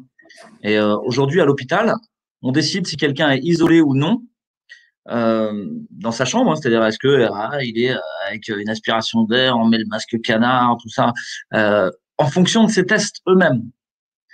Et on a une espèce de règle comme ça qui est, qui est au doigt mouillé, quoi, qui est à la louche. C'est-à-dire qu'on dit à 48 heures d'intervalle, si on a 2 tests à plus de 35 CT, nous on a la chance d'être à Marseille, déjà c'est pas 40, on a l'IHU, c'est à 35 CT. Si on a 2 tests à plus de 35 CT, c'est bon, on peut lever l'isolement. Mais ça non plus, ça veut rien dire. Alors on pourra faire tu pourras en dire quelque chose, Hélène, les prochaines fois, mais voilà, tu l'as dit, hein, au-delà de 28 CT, il y a déjà très peu de virus qui soient vraiment contaminants et qui peuvent provoquer une maladie. Et quand bien même vous auriez énormément de virus contaminants qui peuvent provoquer la maladie dans le corps, encore faut-il que vous arriviez à les cracher sur quelqu'un. Et finalement, ce qui reste, c'est quand est-ce que vous les crachez sur quelqu'un? Quand vous avez des symptômes. Donc, quand vous avez la chiasse ou quand vous avez le nez pris ou quand vous avez de la fièvre, là, vous êtes peut-être contaminant. Et finalement, la probabilité d'être contaminant, sachant que vous avez des symptômes, versus la probabilité d'être contaminant, sachant que vous avez un test positif, ben en fait, c'est le symptôme. On y revient, quoi. Donc, c'est la médecine de base. Hein. Voilà. En fait, on est passé dans un délire où on essaie à la fois de piloter cette épidémie, de la soigner sur des instruments de pilotage, comme si dans votre cockpit, tous les instruments étaient faux. Là, votre altimètre vous dit pas la bonne hauteur. Votre speedomètre vous dit pas la bonne vitesse. À la fin, vous voulez atterrir avec ça. Bonne chance, quoi. La seule chose que vous allez à faire, c'est exactement ce que disent les pilotes d'avion. C'est quand vous comprenez rien à vos instruments, gaz au milieu, nez sur l'horizon. Voilà. Et là, peut-être vous aurez une chance de vous en tirer. Et puis surtout, regardez à travers le cockpit et regardez le réel. Arrêtez de regarder les instruments. En fait, Louis, tu as fait tes études de médecine il y a un peu moins longtemps que moi, mais moi j'ai appris un truc, je pense que toi aussi et tous les médecins ici, Olivier aussi, Philippe, la biologie est là pour éclairer la clinique et surtout pas le contraire.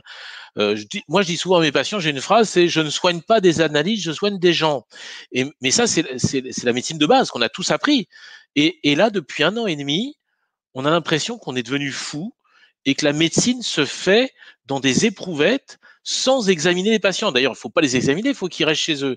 Donc, la clinique ne sert plus à rien et on se guide avec de la biologie dont Hélène vient de nous montrer encore une fois quelle était la fiabilité, la sensibilité. Donc, c'est vraiment incroyable, mais surtout, c'est des médecins, des gens aussi qui ont fait les mêmes études que nous, qui nous incitent à faire ça. C'est juste délirant. Philippe, tu avais des questions, je crois? Je voudrais juste ajouter quelque chose parce qu'on va me demander pourquoi on va excréter du virus alors qu'on n'est pas malade, parce qu'on sait maintenant que pendant des semaines ou même des mois après la guérison, on peut encore excréter des petits morceaux de virus. Et là, dernièrement, vient d'être publié un article qui montre que l'ARN du virus peut s'intégrer dans notre génome. Donc, ça peut expliquer, c'est pas encore prouvé, mais ça peut expliquer qu'on fabrique des petits morceaux de virus beaucoup de semaines ou de mois après avoir été guéri. Voilà. Attention, cette étude, elle était sortie en préprint en fait sur des cultures cellulaires qui montrait que déjà on voyait sur des cultures cellulaires qu'il y avait une intégration en fait. Donc quand les gens nous disaient mais l'ARN ça peut pas s'intégrer, les gars, enfin voilà, Didier Raoult il le dit bien quoi. Ça fait 30 ans qu'on le sait quoi. Et quand on a commencé à dire le virus il peut s'intégrer chez les gens et pourquoi pas des fragments d'ARN qui viennent d'ailleurs, hein, qui seraient voilà. Les gens ont rigolé et dit c'est pas possible. Et quand l'article est sorti en préprint, ils ont dit non, mais de toute manière, c'est un préprint, ça veut rien dire. Maintenant, l'article final est sorti à la fois sur des cultures cellulaires et sur des génomes de patients dans PNAS, qui est un très très gros journal en fait de l'Académie de médecine, enfin de l'Académie scientifique américaine. Et donc voilà, c'est prouvé quoi. Et ça peut peut-être nous éclairer sur un sujet dont on parlera à un moment, qui sont les Covid longs. Alors pour le moment, c'est un gros fourre-tout, on ne sait pas ce que c'est, les symptômes c'est flou, personne ne sait vraiment bien définir ce que c'est. Mais si ça se trouve, il y a des gens qui ont des Covid longs, peut-être parce qu'ils ont intégré le virus dans leur génome et qui continuent d'en cracher des morceaux à répétition et au long cours. Si je peux me permettre. Une petite chose humoristique avant de vous redonner la parole. Pour cette histoire de la médecine qui se fait à l'envers, à partir d'outils diagnostiques plutôt qu'à partir de la clinique, voire même à partir de courbes ou de chiffres. de nombres et de modélisation mathématique. Chaque année, vous avez une petite réunion en fait à Chamonix, qui s'appelle le CHAM. C'est entre Petit Four et Champagne, en fait. Tout le monde trinque gentiment. Et puis, il y a le ministre de la Santé, le ministre de l'Économie, le ministre de la Transition numérique, et parfois le président même, qui viennent trinquer avec le président de BlackRock, le patron de Facebook, et puis quelques chefs de service parisiens de la Pitié-Salpêtrière ou autres, par exemple. Et le sous-titre de cette réunion, c'est « Inventing the Future of the Healthcare System ». Et c'est en anglais dans le texte, alors que ça se passe en France. C'est drôle et que c'est pour le système de santé français. Et le grand projet de cette chose-là, vous avez toutes les vidéos qui sont visibles en ligne, donc vous pouvez aller les regarder. Hein. On s'inspire de l'exemple chinois, on s'inspire de l'exemple allemand, etc. Parce qu'il faut être très international. C'est qu'il faut faire le grand virage numérique de la médecine. Et que petit à petit, il faut remplacer les soignants par des algorithmes et par des machines. Parce qu'au moins, eux ne font pas d'erreur. J'espère qu'on démontre ce soir que l'humain a encore toute sa place. Oui, on a même, en fait, quand on voit l'ensemble des trois présentations, on se rend compte qu'il y a une volonté assez délibérée d'utiliser des informations fausses pour créer des sortes de manipulations de psychose dans la population. Et là, ce soir, les piliers principaux de la conviction qu'ont les gens de la gravité, que ce soit la pharmacovigilance, les statistiques ou les tests PCR, volent tous en éclats. Donc, il y a vraiment une volonté délibérée de donner une information tronquée et fausse. Et tu vas être complotiste, Olivier, il faut pas tomber là-dedans, quoi. Non, mais et c'est vrai qu'il n'y a pas vraiment de ligne d'explication autre. C'est-à-dire, si on devait donner le poids statistique d'une hypothèse ou une autre, oui, non, il y a vraiment une volonté de ne pas soigner les gens, quoi, à l'évidence. Et quant au virage numérique, il y a l'émission qui est passée où effectivement on a vu que la totalité des données numériques de vos cartes vitales ont été vendues à des entreprises privées. Vous avez vu ça récemment à la télévision. Avant de repasser la parole à Philippe, je voudrais juste rassurer nos internautes. Et Hélène et Louis me diront si j'ai pas faux, mais quand il s'agit d'avoir des morceaux de virus qui persistent plusieurs semaines, voire plusieurs mois, peut-être qu'ils sont même intégrés à notre génome, mais en tout cas qui persistent, ça donne des PCR qui sont faussement positifs, mais ce n'est pas un virus entier, c'est-à-dire c'est un virus qui n'est pas infectant et qui n'est pas contagieux. Est-ce que c'est bien de ça dont on parle, Hélène? Parce que sinon, ça voudrait dire qu'on reste contagieux pendant des mois. Voilà, comme je l'ai dit dans ma présentation, en gros, après 12 jours après l'apparition des symptômes, on ne trouve plus de virus cultivable infectieux. En moyenne, évidemment, il y a des gens chez qui dépassé cette durée, mais en moyenne, après 12 jours, et surtout, au-dessus de 28 cycles d'amplification, on ne trouve pas de virus cultivable. Donc, supposément, on ne trouve pas de virus infectieux. Voilà. Après, il y a toujours des exceptions, mais c'est… Pas infectieux pour les gens qui comprennent ce que ça veut dire, c'est-à-dire vous ne pourriez pas le donner à quelqu'un d'autre. En revanche, est-ce que la multiplication de ces particules virales à l'intérieur de votre corps par votre machinerie cellulaire elle-même peut être à l'origine de symptômes, c'est-à-dire déclencher la réaction inflammatoire du corps liée à ça? Il y a des chances que ça puisse faire quelque chose quand même. Et nous, on voit en pratique clinique des gens qui ont plus de virus, qui éteignent leur réaction inflammatoire, et puis boum, hop, ça repart. Tiens, il y a un renouveau du virus. Et boum, il y a à nouveau une réaction inflammatoire. Ah mince. Donc, ouais, il y a sûrement quand même et là, j'ai pas la preuve, hein, si vous voulez, parce qu'on ne fait pas de génome à tous ces gens-là, hein, c'est clinique. Mais on se dit, mais probablement, c'est ceux-là qui l'ont intégré.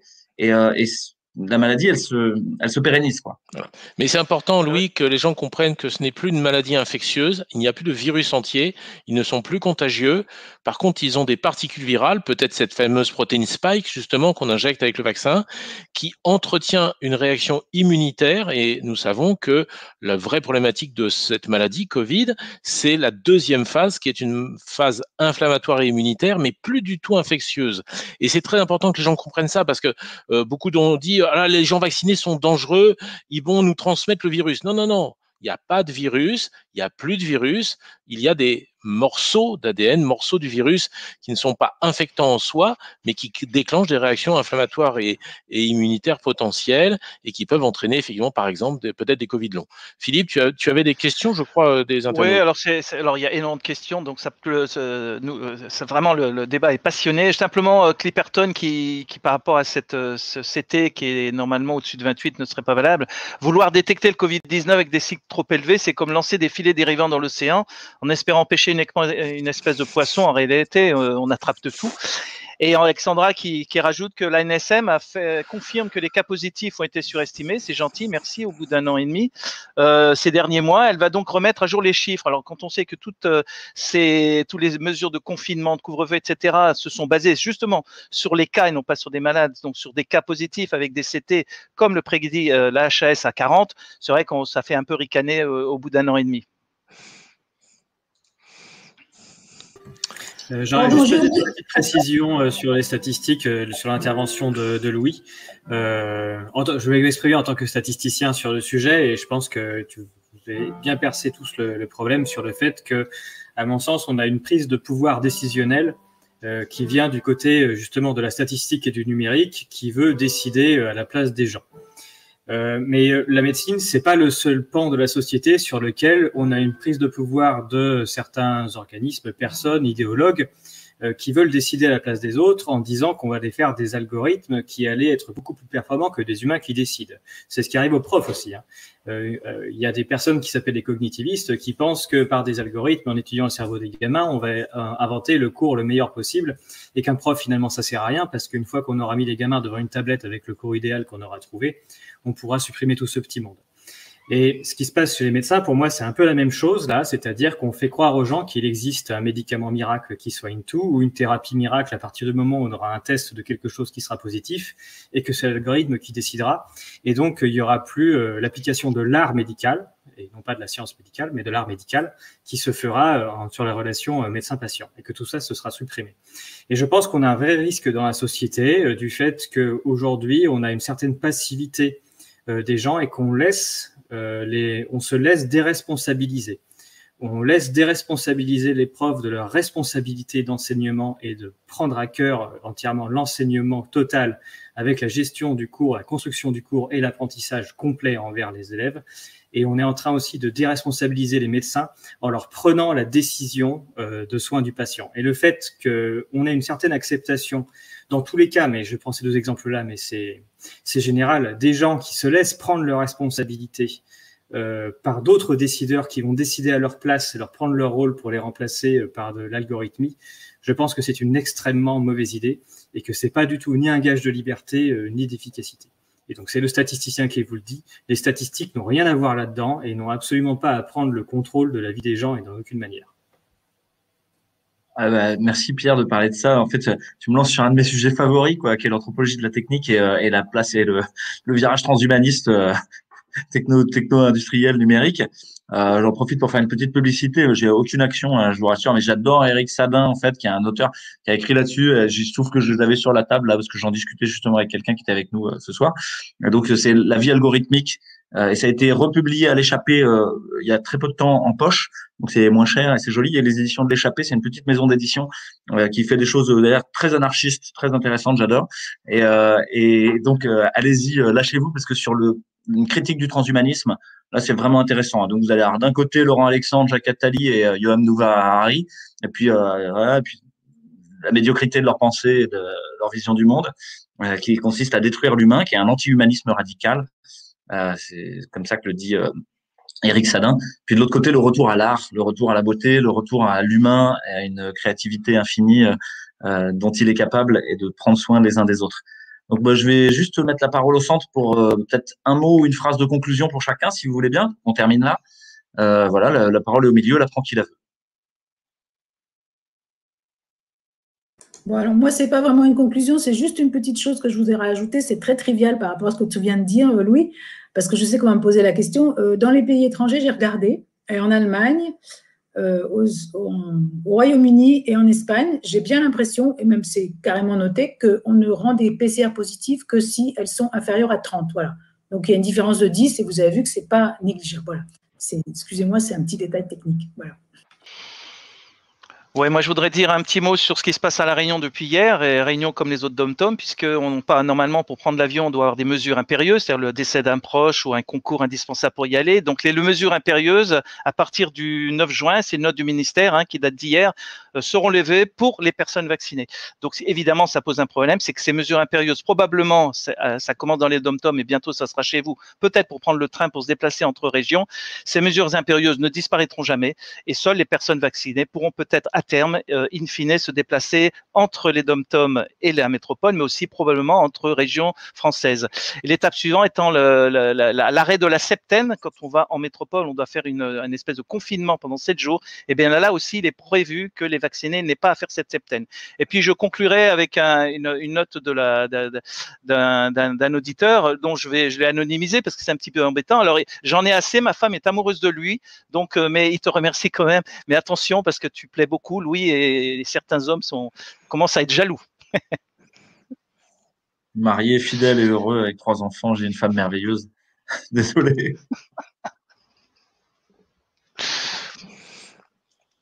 Oui, je vais prendre la parole pour une conclusion très courte. Alors, Hélène disait une différence de 10. Oui, en nombre de grains de riz, on a vu que ça pouvait être énorme.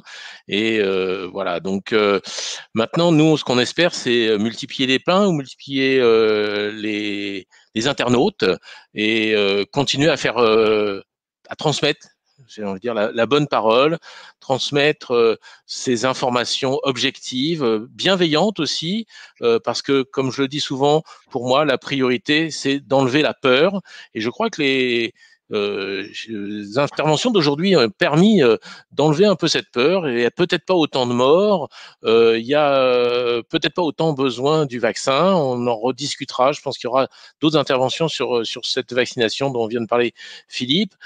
Pour moi, c'est une aberration scientifique, ce qui vient de décider pour les dom-tom, parce que en réalité, on laisse penser que les gens vaccinés ne sont pas transmetteurs. Or, justement, on le sait, le vaccin, c'est dans le dossier d'AMM des vaccins, les vaccins n'empêchent pas la transmission, la contagiosité.